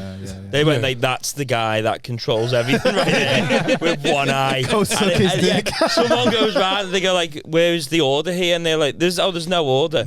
It's just put them in the walls." Our job's just to make sure they're there. It's not a jail. It's like a social experiment. That's what lads look like by Phil Ellis's dad, wasn't it? What? When he got put into a school for the discipline. Deegan's. Was it Deegan's dad? Sorry, ex-police got put in a school as like head of whatever. Security. Yeah, it wasn't security. It was like discipline hell, something like that. And all he did was tell all the bullies, no one does anything wrong, if anyone does anything wrong, I'm going to come down on all you cunts. And if no one does anything wrong, I'll let you do whatever you want. So the school just... No one did anything wrong because everyone was so scared about getting filled in by the bullies. And the bullies who do shit wrong were getting praised for not doing it. We're getting like rewarded. So they didn't do anything wrong. So the whole school was great. And then someone found out what he was doing and sacked him. And like was like, you can't do that. And he's like, but the results are great. And he's like, yeah, but you can't do that. And he's like, well, I'm not sure. Did he get sacked? I'm not sure. Don't know if he got sacked, but you know, like, you do have teachers. Funny though, to say, you know, like that way you're like, I won't fuck with these. I won't fuck with him. Yeah, we had a scout. I don't think you get many now though. Well, I don't think you get many now. We had this. He was a scout, so he was like ex-Navy, Mr. Holt. And yeah, it was just like in his lesson, you're like, yeah, you don't fuck about in this lesson. Yeah. There's definitely lessons that we had. There was a few teachers where you're like, you're doing his homework. Oh yeah, like, and he was dead chill as well. He wasn't even like, you want like, but you were just like. I don't know, it's like you could just tell he was like, you knew, he had something about like he could. Our Scottish PE teacher was like that. I think he threw a set of keys at two kids because they ran off during cross country. That story was going around. That's the one who got clotheslined. If I was a teacher, I'd start a room like that. Yeah, like I battered some kid. No, I was there. Give some kid a five to go. Just go and tell him in GCSE PE where he loved one of these, the sporty kid, and we're playing rugby, and he loved like this sporty kid in particular. And then one of the moron bullies who was like, he wasn't like a bit popular, but he was just like a big fucking meth. Anyway, so this guy's running, and then he just fucking takes his neck off him, just like clotheslines him. And then Mr. Thompson, the big teacher, was like, go and get changed, you and then he just says to the guy, he went, I'd have fucking filled them in right there and then. So then he goes back the changing room with his mate and fucking punches him because Mr. Thompson was like saying like, I'd have fucking filled them in, Sean. You should have seen the tackle. Oh my god, he was just running and then his head just went, and it was like, whoa. I remember a teacher tried it with me once. Stood on me foot. I went, he said to me foot. He went, Mr. Thomas, it's a small corridor and I've got big shoes. And I think he was thinking, I'll make a point. But I was such a loser. No, couldn't give a fuck about me. Yeah. Like I was just like, no. So like he's picked the wrong kid. You wanted to do it to a proper naughty kid who everyone respected. To go, no, he's done that to him. Everyone just was like, he's bullying him as well. So like, no one got on the teacher's side. Like I think the aim was, I'll pick on a big kid, and then everyone will fall in line. And it was like, look at that loser. He's getting bullied by the teacher as well as us. And then so the teacher's got a hard life, and he made an enemy with me as well. So like, rugby and PE. And then I found out his missus went to St. Wilfrid's. Rugby Made her life hell. It's so fucked that they play rugby and PE. When you think about it, you just put in like these little like kids who are you might as well just do boxing, man. What are you doing? You just fucking run over them. It's such a terrible idea. I'm all for it. The legs are It's some fucking beast. Why did your whole school have to do it? Horrible beast. Yeah, in PE, you have to. Rugby was like just one of the things that we did. No, they took. And they just picked teams. And do you know what one of my teachers did? He took the nerds out. I swear to God, he did this. Because he wanted to practice tactics. Oh my God. So we put everyone who's on the rugby team on one team. So that's just horrible. So you can practice your fucking strategies against the fucking goths. And you'd just be fucking nose rings flying everywhere. Fucking Slipknot t-shirts all over the place. Shit, M&S black ankle socks. All scotched down. That was so. They used to do it in football as well, but that wasn't that bad. But in rugby, just have the rugby team just running over. Fucking. No, they used to kick. These Blink 182 listeners. Used to separate it in our school. They basically just went like. Apparently, in I joined in year 9. Duty of care. I joined in year 9. They looked at me and went, "You can join the rugby team," and I was like, "Nah, I'm not." And they put me with the goths and the nerds. But apparently in year 7, they just went around the classroom and went, "Do you want to play rugby or hockey?" And if no one knew which one to pick, they looked at them and went, "You do this." And like, so it was rugby, hockey, or multi-activity. And multi-activity was just the fucking incels and the goths. And when I got there in year 9, they were like, "Yeah, you can play rugby." And I was like, "Nah, I'm not playing that." And they were like, "Oh, you play hockey then?" I went, "Nah." And he's like, "What are you going to do then?" I was like, what else is there? He went, "Well, there's multi-activity. You can play football and basketball and that there."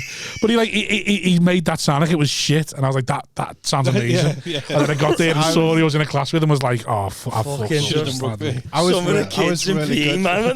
really good at rugby. We didn't have rugby in our hated school. playing rugby, but I was on the team because I didn't want to be on the fucking golf team. They run over. I was like, put me on that one, mate. I made so many mistakes when I joined that school, man. No, we didn't have rugby in that in our school. We'd had a footy team, but no. Yeah, well, we were banned from playing footy until 6th form. What? And then go into merchants, and I went to a private school, like in year 9, and it was all about PR. So they wouldn't let us play footy because footy apparently let us play rugby, but apparently you'd fight if you played footy. Even though rugby is literally just like running over people, and he wouldn't let it. So the headmaster said we can't have a footy team because you'd just end up fighting every week with all the other schools, all the comp schools. Rugby's one that you can't really hide in it, can you? No. Because you line up, you line up. You just the whole team just lines up. Footy, you can hang around somewhere. Yeah. What you do, because in rugby as well, what you do is you have 2 lines and then you pass it along and you're looking for the hole to break through. So what happens is you just get there. There's some fucking 5 foot, and 5 stone. They're waiting. They're just waiting for the man they can pick on. They run at him. They don't need to go. You don't juke. You don't juke him. You just go through it. They're looking at the line thinking, which cunt can we pick on? So they're waiting for the best chance to get the ball off the smallest cunt. And whereas everyone's going, yeah, just look for the gap. And he's just stood there like, he's got to hope he's fucking lightning. He's got to try and tackle him, but he's running away from the guy. But the guy's chasing him so he can fucking nail him. He's running into the tackle. I can't forget you cunt. Fucking nail him. And it's even worse because you haven't got any technique. Or they don't have the time. Just try and fucking hug you as you're running. It's the legs. It's how you got to go, like hips. You got to take the down by the hips. All that means is some big cunt picks you up and slams you on the floor. That's all it is. They know if the ref's not close enough, I can pick him up and slam him here. Just fucking powerbomb the little cunt. They were good times. See him grab and spin off. Good times, man. I did like that though, just running into people. Just run. Just fucking like a fucking ape, just like running. Some kids, some kids that just gently, absolutely hate PE so much. Just like the one day they forgot the night they get me to do it. Yeah. Just dread it all week. Got to put Just the dread it. PE kit on because they'd forgot that. Oh yeah, we had one of them. Yeah. I never got washed, just dirt on it, dried mud on the spare PE kit. You just wag it, wouldn't you? If you were one of them, like just getting run over, you just wag it. You just wouldn't turn in. We had a sick team as well. It was actually like a really good so funny that, they've got all the good ones and then they just so you can practice. Just so you can practice like new tactics and that. From the gosh where to stand, yeah. Like training dummies, basically. Let's start. Every time one of the guys, you cunt! Don't give it to me, you cunt! No! Just holding the ball out. Fucking take Don't it. tackle me! Just kicking it a mile away. I've seen on the telly kicking. Teacher blowing up. What are you kicking it for? I don't know. I just don't want to be tackled. There was one as well. There was one goth who was like, he was a rugby player. Yeah, there's always good. And there's you always could one just good see the pain in his eyes. sportsman, Like he was just having to decimate his mates. We had one guy that was a bunch of knobheads who played for like Waterloo thing, and he was quite stocky, but he knew how to tackle, like actually do it. Oh, but when you see something that just gets pinged. I didn't like it, so I'm not bragging, but I was very good at rugby, but I was a hooker. Right. I was very good at the ruck, when they all ruck up. Yeah. I was very good at like going over the top and taking people out, stopping them from getting the ball. Which is not that hard. You just fucking throw yourself at people. Yeah, but they don't want to be there. You can't half-heartedly play rugby, can you? Our kid plays now. Yeah, that's it. You got to commit to rugby. Our kid plays now for Waterloo. Does he? Yeah. Yeah, and like every now and again you get like a team from miles away, and it's just all 17, 18-year-olds, and it's just these fucking like 20 to 40-year-old men playing against them, just fucking who the joy of their weekend is just taking the pain of life out on some poor kid, and you just watch them get fucking mangled. You're like, you're so sorry for them. I remember we played, because I played a decent level, we played this French team who came over. Yeah. I swear they were like 2 years older, which is a lot when you're a teenager. They battered us, and then at some point we all kind of just chatted and we were like, should we just start twatting them? Yeah. So we just started swatting them. We just started breaking up the game like constantly, just getting sent off. We've done that with them, basically. We've done that football. Yanks, we were 15. So under 16s, and this university team come over of Yanks, and we played them on their Jill, and they were all 19, and they were twatting us 5-0 after like 20 minutes, because they were all dead good, all like top athletes, soccer. So we just all started booting them, and they'd never seen anything like it. Like they'd never been booted before, and because it was in England, it was like just an English. I think our coach or something.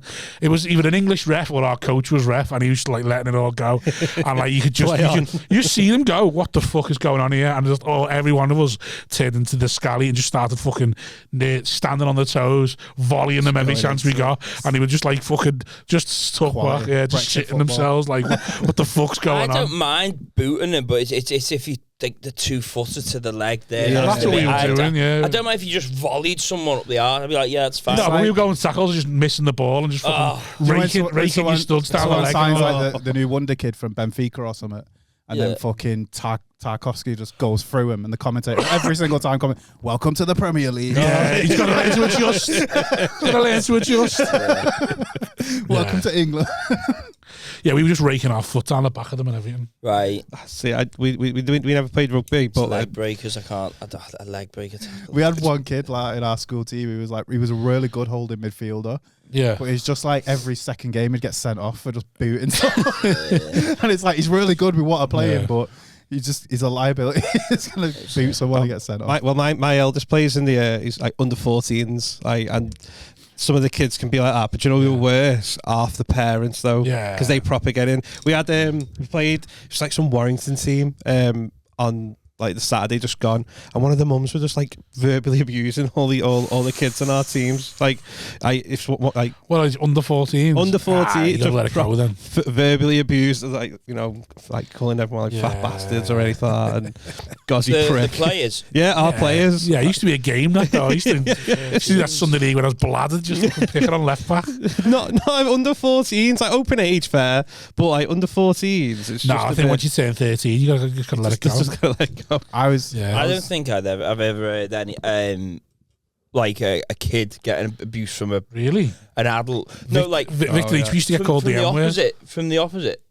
Yeah. From the opposite teams. I was at Platt Lane at City's old training ground playing, and one of the other kids' parents called me a packy. Yeah. So I punched the kid whose parents said it.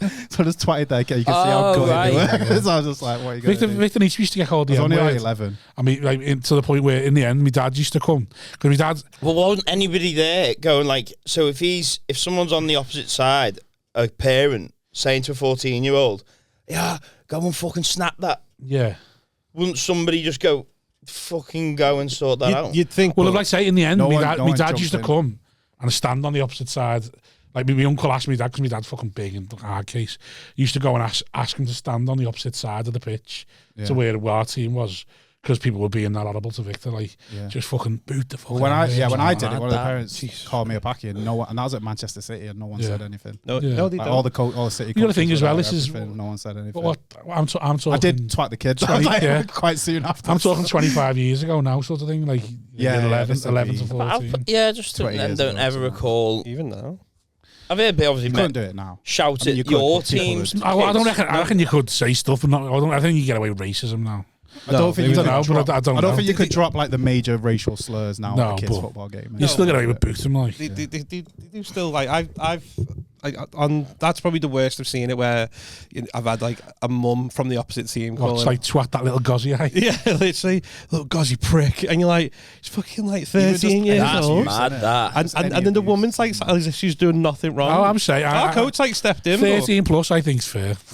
But it's because it's so personal. It's different. Like it's different at like I don't think the parents should be doing it, but if I think of one of the other kids on the side, the other kids hear it. I believe now, like I think it's the case at United. I imagine it's the case at most big clubs. The parents aren't allowed to say anything. Yeah, normally it's like an academy game now. They can come and watch. Silence. The parents aren't. They're not allowed. Yeah, I think it's more, to be honest, they don't want them coaching them wrong or whatever. Yeah. But they can't say it. You see that as well. Come and watch, but you can't say anything. You literally you go to some. You got the coach effing and blinding, and you got like 15 parents all stood in a row telling their kids to do something else that the coach has done. That's like, just sit and watch it. That's what I'm like. I might go and watch. So you're like this now. I'm interested. I used to be. I went and see my nephews playing, and like they going, your coach is a fucking idiot. Do this. I just with really high level coaches though, like academies and that, they might ask the kids to do stuff that isn't helping them win the game, but is helping them develop as a football player. Yeah. Do you know what I mean? So and then the parents are like, oh, you should be there. It's like, no, the push coach, up the pitch. The coach wants all the parents wanted them to win and like look good. Yeah, but it's not the Champions League final. I think people just need to realise that. Listen, mate, the teams that win, how many of us are going to make a Champions League final? None of us. So you've got to treat every Sunday like it. Your chance. I just sort of give up. When he first started, I was like, you'll be picked up by Liverpool soon. And then I watched him play, and I was like, no, he won't. No. So I'm just there. I'm just like, just enjoy it, mate. That's what no chance. My kids are footballers. My 3-year-old plays now, and I know he's not going to make any shot. My kids are going to be rich. They're tennis or cricket's the only thing they're playing. Golf, rugby. Horse riding. Get them as a golf. Croquet. Golf. That's what you want, though. Yeah, you want like council estate sports. Something golf, then you can play till you're 60 odd then as well. You don't have to retire at 30. You retire at 33. High chance to become a prick, though, isn't it? Your kid's going to be a prick. Yeah. If your kid's going to be twisted, because the problem is your kid's going to try his best to be working class, because you're going to be horrible to him, because you're going to resent him for not having the start that you had. But at the same time, he's going to be rich and entitled, so he's going to become the worst kind of prick. On top of that, I'm half Pakistani. but he's not going to be. The mums are quarter Chinese. Yeah, so that might help him a bit. No, but they're just going to be white, probably. Yeah, but look how they're going to look. he is. They're just going to look white. Yeah. They're going to be rich, and then but they'll be telling everyone, yeah, but I'm actually. That'll be their saving quarter grace. Pakistani and quarter That'll be their Chinese. saving But grace. but they just lived a life as. Listen, white, mate, I'm 1/8 ethnic. Yeah. I've had it hard, you know. There's nothing worse than someone who has a parent who was working class and thinks they're working class because of it. Oh yeah. That's the worst. Yeah. Even though like their parent was fucking. Like I say, because they've got the entitlement, but also they're trying so hard to be working. You're like, you're a bigger prick for what you're doing. I'd be like, just lean into it, innit? What?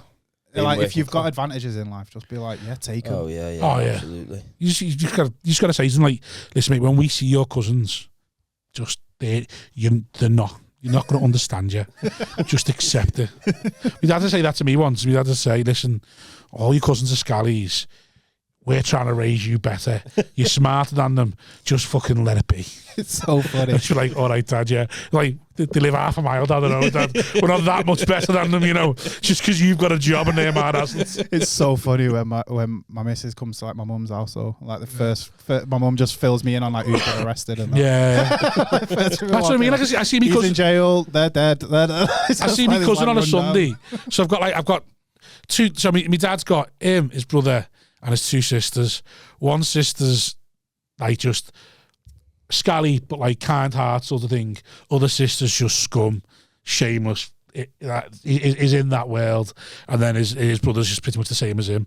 So whenever I see the sister's kids, so my cousins who are from the sister who's like probably wants to be better, but just too lazy, just fucking always going to be a scally.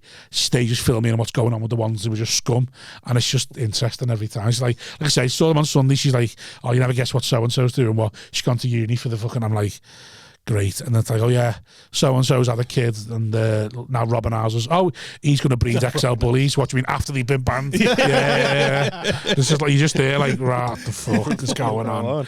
You're just there, like, yeah.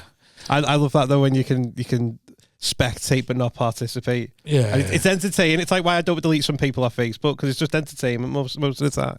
It's just like I joked about it before, on stage after COVID. I haven't done it since, but like I need me nan to die so I can be rid of them. The whole lot. Because until she dies, I'm going to see them again at some point. Yeah, it's like family like events. the funeral, that's going to be there. Like once she's gone, I can just be like, well, I'll never see you again to that. But until then, and the fact that they only live like 2 miles away, I'm like, I can always bump into them in the street. I just need to move away, my nan to die, and then I'm free. I'm free of it. Not a big ask, is it? No, but how old is she now? Fuck knows. Be getting on. Yeah, she's on that, but she won't die. Yeah. Chain smokes, type 2 diabetes, just fucking immobile, just will not die. Yeah. just will hanging not on to die. spite you. Yes, so that used to Keeping the family together. Yeah, I'm staying alive out of spite. In her 90s. Jabba the Hutt. No, I think she's in her 80s. Just fucking Jabba the Hutt. That looks like Jabba the Hutt. Sits in an armchair, looks like Jabba the Hutt. Is immobile, chain smokes, just fucking. I love it when you see someone who's like 80, 90, just had the worst fucking lifestyle. Just smoked, drank. Over, You stay like, get to that how age. are you alive? Just stuck Purple around. legs, like how are you alive? Yeah, man. Like, what the fuck? And you got these people who are fucking healthy as shit, What? drop dead, jogging dead. at 45 or something. People worry. People like go, oh, you're not worried about your health and I'm dying. She's like, I wish I could have a picture of me nan. She's like, Yeah. we don't die. We're just fat cunts. No, we're just fat cunts who survive, mate. That's just what we do. How long has she been widowed? Oh, so widowed since my dad was 8, which must. So my dad's 57 now, 56. So, but she had a fella after that for a while, about 20 years. Everyone hated him. He died. He died a while ago now, but he split up and then he died. But he was just, when you look back, I used to hate him as a kid, and look back now and feel sorry for him because he must have had a dog's life because everyone just fucking hated him. Yeah. And we all just let it be known. Well, Like, just he was just an 8-year-old grandchild just fucking hating on him. Like, just like, who are you? Like, just coming in his house, which was my nan's house, just fucking hating on him sort of thing. And like, it's just because my dad fucking hated him. And like, my uncle fucking hated him. So we all just got bred to hate him. And just like, when you think back, you think, your life must have been fucking horrible. Really loved it, man. I think they were both just alkies together. That's what it was. Right. They were both just alcoholics together, and like I remember. Your nan still in the ale? Oh, my nan, no. So, I don't know, actually. She knocked it on the head and was just get pissed on Aussie Whites every now and again. But I remember some stories about, like the fella that she was with, apparently he hit her. And someone went and got my dad from the pub. My dad ran home to go and swat him. And when he got home, he was laid out, spark out. I mean, I knocked him out with a frying pan. It's just like, fucking, you're just like, fuck's sake, like, what chance does anyone have? Like, that's just going on in the house, like, all the time. Like, fuck's sake. Very aggressive, isn't it? Yeah, it's horrible. I don't know how I survived not having a heart attack, man, when I was growing up, like that kind of shit. It's just so stress inducing. Yeah. You know, when you're on an estate, I imagine Bootle similar to where I'm from, and it's just like so fucking intense.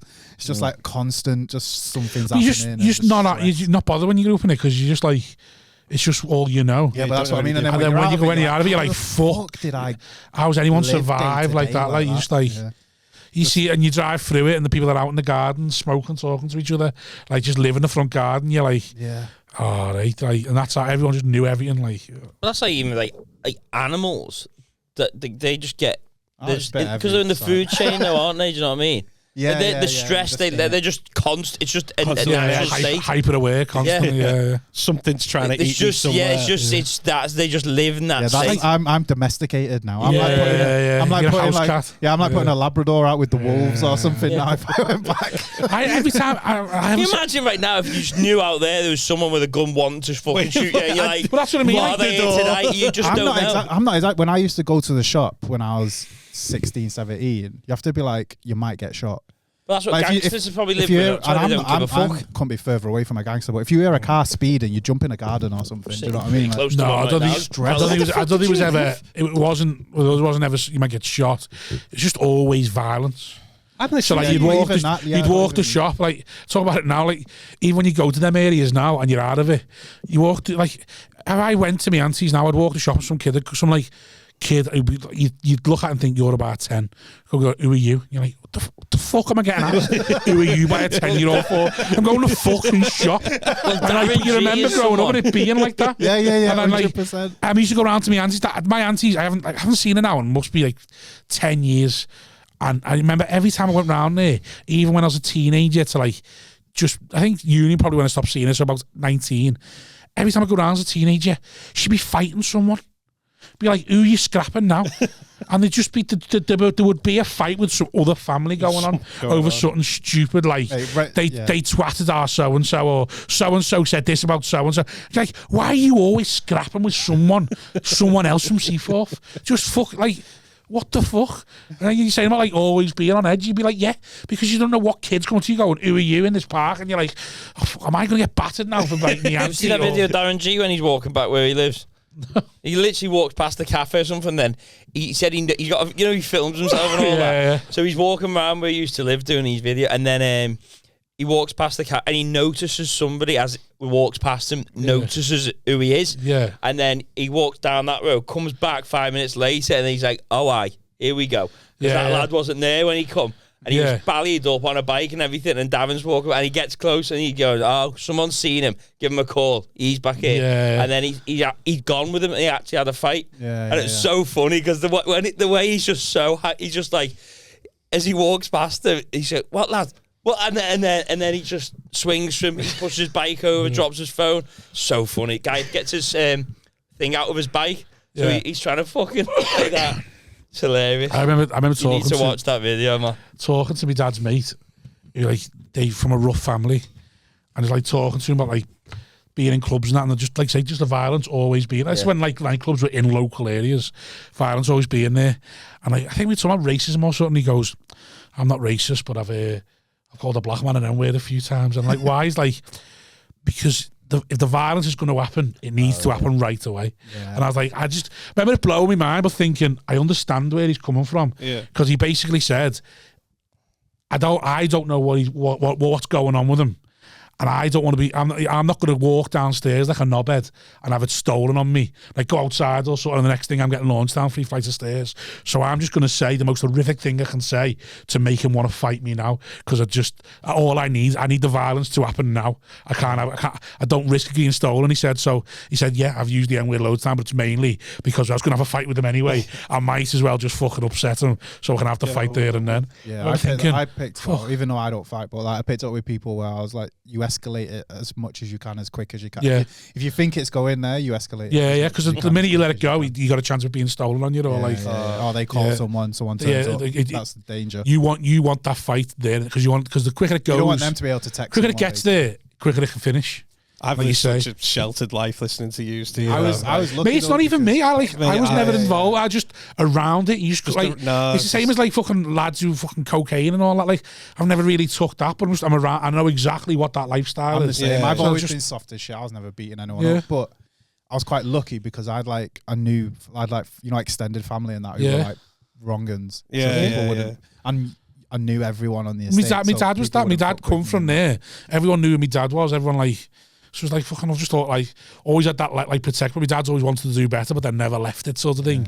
Never really. When I say left it, like didn't do anything wrong, but just lived around there to like doesn't see the point in moving to anywhere nicer. And you're like, well, because it's still on around every corner. It's still on, mate. Yeah, but like it's just being around it like more than anything else. Ours wasn't like that. I remember getting asked once. I was on like a course years ago, and it was in Bootle, and the guy doing the course was like, "What do you sleep next to at night?" And I was just like, the missus. And he was like, "No. What do you sleep next to?" And because again, sheltered life, not growing up in in that situation, I was like, on the other side, there's a lamp. What course? What are you doing? I can't even remember. I was like speed awareness. Speed awareness course or something. And the guy was like, no, right, we'll come back to you in a bit. And then went to everyone else, was like, what do you sleep next to? And it was like baseball bat, axe, fucking bricks or whatever.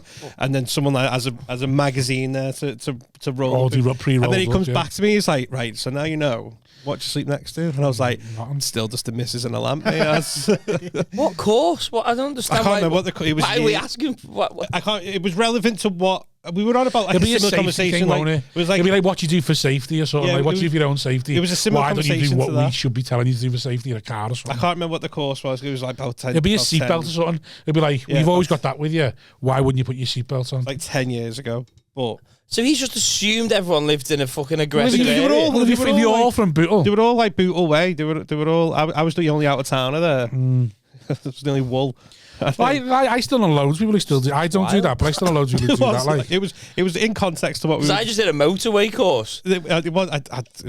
No, but like it would probably be a seatbelt or something course. It'd be like it was like a safety part. You have something next to your bed, and what's the likelihood of someone breaking in? The likelihood of you having a crash is much more likely than that. Do you have a weapon? Wait. No.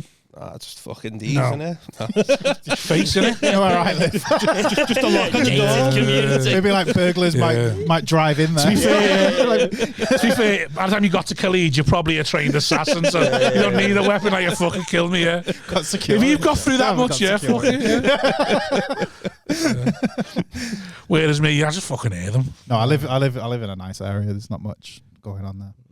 No one's coming in your house unless they're coming for you. These it's days, so nice, man. I remember when I went to university and it was just like I didn't have to like be on edge with people. Do you know what I mean? Like you're not trying to no one's going to try and rip you off, or no one's going to try and fight you because you said something wrong. I was like, that was my problem. So nice. That was why I fucked up in Merchants.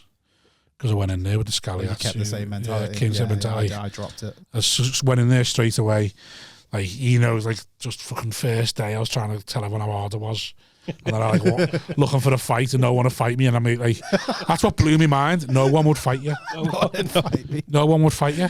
Like, literally, people would be picking on you, like, calling you something. And you go, all right, let's fucking have it then. They'd laugh at you. Like, what a fight you fucking dickhead. And you're like, what the fuck is going on? You're like, my only resolution here is to knock him out, and he won't even fight me. It's like, I can't, just fucking. And everyone else is on his side laughing at you, going, yeah, everyone else just thinks you're a dickhead, yeah. Because I was the soft one on my estate. Yeah. Like going somewhere where people didn't want. I was just like, oh, this is so nice. Yeah. So nice. Just chilling. I think I went. Yeah. I think I went from being like a no mark in one school, like not bullied or not, and just sound, to thinking, well, if I go in this next school dead hard, I'll be someone like. And then went in acting dead hard, and everyone was like, "You fucking knobhead." Do you know what's helped me? Don't do that around here. Get over, because I still had a bit of that of like escalating stuff when I shouldn't. You know, someone is a dickhead. Comedy. Yeah. Like comedy is because you know with a heckler, like you can't just escalate. You can't just if someone does something, you can't just be like fuck up. You've got to like be like above it. Yeah, mine was college. Just I went to college, got a fresh start. I was like, just stop behaving like a knobhead. Because I think my problem was I doubled down when I was in merchants. You still lose your rag. No. Like someone cuts you off or something. Do you know what I mean in the car? No. Mine is if I know I'm right. Yeah. I like to shit them up. I like mess about with them. I like pretend I'm chasing them and that, just to scare them. But like normally, it's just like I don't really get me rag. No one leaves me rag over anything these days. But like college for me, because college I went, it was like just drop everything. Because in merchants, I went in, acted the hard, knocked the knobhead. Everyone falls a knobhead. I had a terrible time for 3 or 4 years. It's a private school. Yeah. I had a terrible time for 3 or 4 years. Made some mates at the end of it, but like first 2 years I was just a fucking loner. And then like did you go in with the mentality of like these are knobheads? Yeah. It was definitely all me. It was all me. You started like, some of them would have been 9. knobheads. Like starting year 9. So was you in like a normal school? Yeah, I was in like Holy Family, just like a normal comp. So Parvo. What's the difference between a normal school and a private school? Money.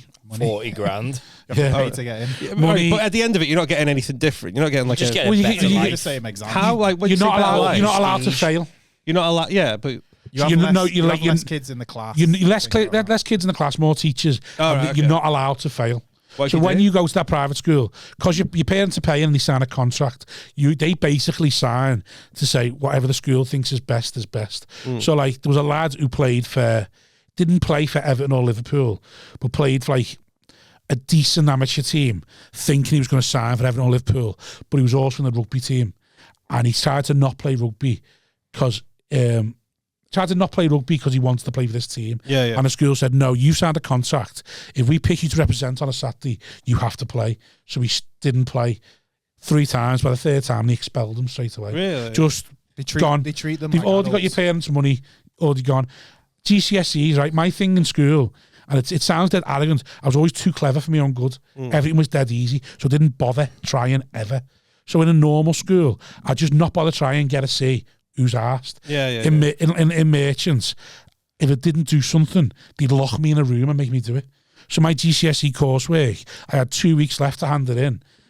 They'd spent the whole year, like 6 months, breathing it into us about doing it. So kids have been doing it for like 6 months or whatever. Yeah. However, probably not 6 months, but like 3 months. I hadn't done a lick. 2 weeks leading in, they locked me in a room every single day to get it done. to get it done. I mean, mum and dad just had to okay it. So like from like the school finished at 4 till 6 o'clock at night, 2 hours a night, every single day till I'd done all my coursework. Literally, there's 6 of us. They locked the door. Literally And locked that was the door. Because you weren't allowed to fail. Because if you failed, then the school looked bad, and then parents weren't going to send their kids to that school because your results were shit. Same as like when I eventually left, I got asked to leave. Basically, I'd done my AS levels, so when you get to 6th form, they sort of pull it all back, and it's up to you then. Yeah. Their thinking is we've installed enough in the past 5 years for you to do it yourself. So we got to 6th form, realised no one was going to make me do anything, didn't do anything. Got like a C, a B, and a D and an E. Like you do 4 S's in there. And they said you need to resit the year. And I was like, I can just resit like 4 exams. And they went, no, you resit the year and you do it again, or you go to a different school. Yeah. So I basically had to go to a different school because I just went to a different school and then carried on the C, the B, and the D. And then I think I turned that into like BBC or something like that. But they wouldn't have that because they knew if I got B, C, D, and an E, they wouldn't let me. Private school. They wouldn't let me drop one, but they knew if I got B, C, D, that wasn't getting turned to 3 A's. No. There was no way that was going to become AAB or anything like that. That was the best that was going to become was BCC or BBC. And they knew that's not good enough for our school. So they said, you go and do it in a different school. Do somewhere else. Literally what I had to do. the one positive thing I'd say about private school is, one, anything is open to you. So like music, or like there's a world of any opportunity there for you. Yeah. And two is, it's the same attitude as the real world. So if I was stayed in Holy Family, I'd have been a dickhead for 5 years, and I'd have come out to the world and gone, why is no one praising me for being a dickhead? Why is no one laughing at me in work and thinking, he's going dead sound while everyone's trying to pay a mortgage and that? Whereas in merchants from day one, the thing I noticed is, if you were a dickhead and disrupting class and trying to be a class clown, you were just a dickhead. Everyone in the class looked at you going, why are you stopping us all doing it? We're all here trying to do, like, there was an attitude, and which I think more mirrors the real world. Because once you come out of school, fucking do something. Yeah, if you're like that in the workplace. Yeah, just get rid of you. Because everyone else is just trying to do the best to make the life better. Yeah. Whereas, that's the one thing about private school, I say, mirrored life. The attitude of the whole school was get on with it and do better. Would you send your own kids to it? No. No? No. My wife's a do-gooder. Oh, right, okay. My wife's like proper do-gooder, proper, not strict, but like, she won't have a lazy kid like me. No. Like, she'll be like, my wife's always done that. If you're good in school, you can do good. If you're clever, you'll do well in any school. Yeah. So my wife was like that. She done well. And I think there's no way her kid's not doing like, there's no way she'd be, I'd never get away with what I got away with my wife, because she knows I got away with the fact that my parents knew nothing. Yeah. So they didn't know what coursework. So I go home and they go, you only homework? And I go, oh, no, they didn't set it on today. That's the same, yeah. I'm like that now. So I can do whatever I want. So they just go, oh, isn't it? Oh, all right, sound. You only homework? I've already done it on the way. I stayed behind for half an hour playing footy and done it. And oh, sound, yeah. Whereas my wife be like, right, let's see it. Let's go. She knows too much, because she's a teacher as well. She knows too much. There's no way my kid's not having to do it. Yeah, I did fuck all in school. Yeah. But I was the class clown. Just cruised through it. And university. Yeah, that's why I done English at university, because I was like, now life. The biggest myth about good university is that everyone works dead hard. No, like you're all the smartest kid out of your class. Like, none of you work. You're all just fucking chilling. Also, it's like if we all just do this level, that's the level. Yeah. Do you know what I mean? Understanding of, you're like, if these are the best universities, if we work to this level, that's the best level. Yeah. There's an understanding of, if we just let there be one or two tryhards and the rest of us are all right, don't try and keep up with them. Let them stand out and we'll be fine. But you get kids who struggle to get in, like they had to work dead hard to get in, and they keep work. But most people, they just whatever, do it last minute. Yeah, I remember me in college and together, sitting next to my mate, and he'd go home and work dead hard to try and understand what was going on. And it was just all too easy. I just found everything dead easy. So in certain subjects in high school, I was like, didn't find it really that challenging. Coasted through it, come out with the C, no one's bothered. Probably could have applied myself, but what's the point? It sticks. I don't know why this. Too busy trying to get the validation. Might be like year 9 or something. There was this kid in my class who used to work so hard. He'd always, like, everything was on time. He'd do every piece of work, and one time, and I just piss around. I did fuck all. Yeah. And one time I saw his grades and they were like shit. And I got like, and I just felt like so bad. I just felt so bad. He was like working so hard, getting these shit grades, and I was just like sat at the back of the class, making it harder for him. He wasn't working hard. I was making it harder for him. Some thick kid. Like I was like disrupting, making it harder for him to work and getting good. And I just felt, and that was, I think. Do you know why I remember? I think that might be the first time where I was like, life is not fair. Yeah. Like, life is not fair. That was like in college. Some people just have an advantage. College, my best mate would sit next to me and I'd have to explain what was going on to him. Or he'd just copy me. Like, he'd just say what I told him to say and then he'd go home and learn it. And I couldn't fathom why you'd go home and learn it. Yeah. I'd be like, just fucking do what you like. And he's done that whole through uni. I fucking dropped out of uni 3 times, twice.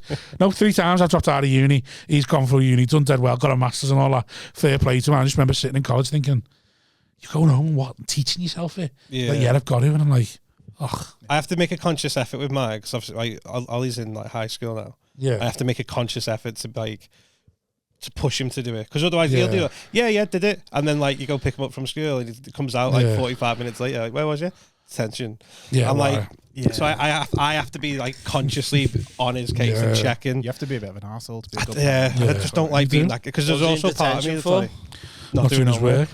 Did you get detention for that? And he's had it like loads of times. It's dead funny that when he started high school, he was like, I hope I never get a detention. And then like fucking 6 months in, he's like, fuck it, not doing it anyway. We all knew those girls who were like best mates with the mum, and none of them turned out great, did they? No. No.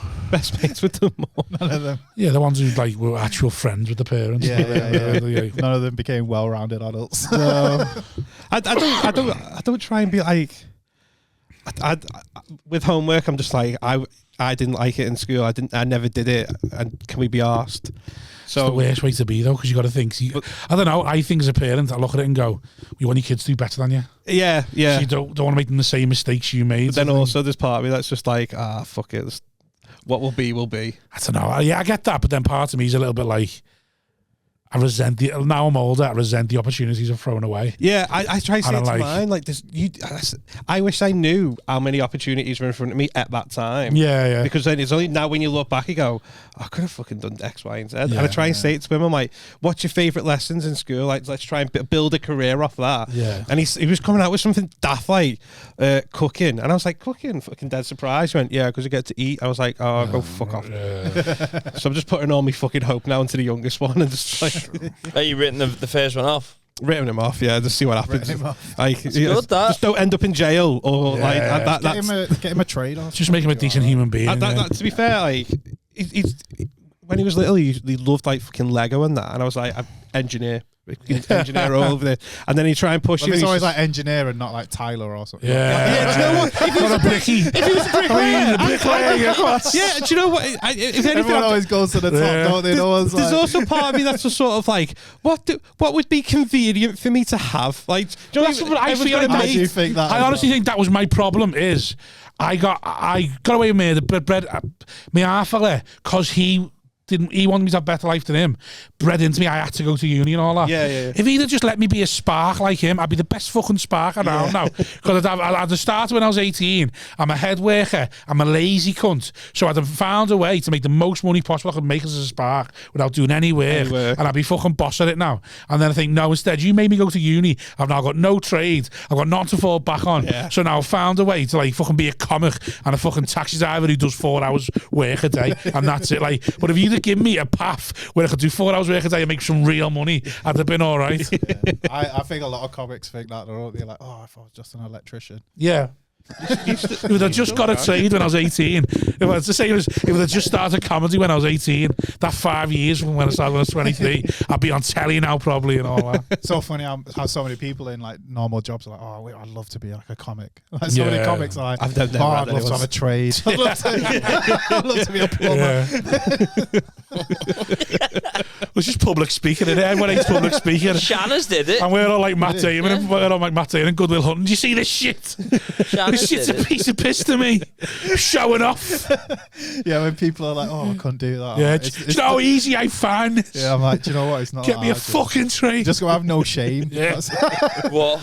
To be public a comic. speaking. Everyone's fears public speaking. Like really, But we just don't give a truly, fuck. like, no one's good to start with. No. You just got to have enough, like a low enough threshold of shame that you can get through Enough those self-aware, years. enough self-aware to make yourself better, Yeah. and like you say, a low enough level of shame to not care that you. Yeah, but you're there's some bothered. that don't quite get there, isn't it? Yeah, there's people who take That's a wild one to fail at. Yeah, like, that's isn't it?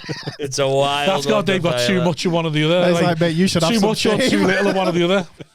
You do see some comics that have Got some shame. No, I wish I no had some shame of and the no delusion, self-awareness. Do you know some comics like I don't want to start fucking slagging. I'm not slagging. Don't people name off, names. but- We're going. I'm not naming names, but like, do you know when they're just so like they've just died on their arse and you come off like it's fucking good that, wasn't it? I wish I had a little bit of that delusionalism, just a little bit. Yeah. Delusionalism.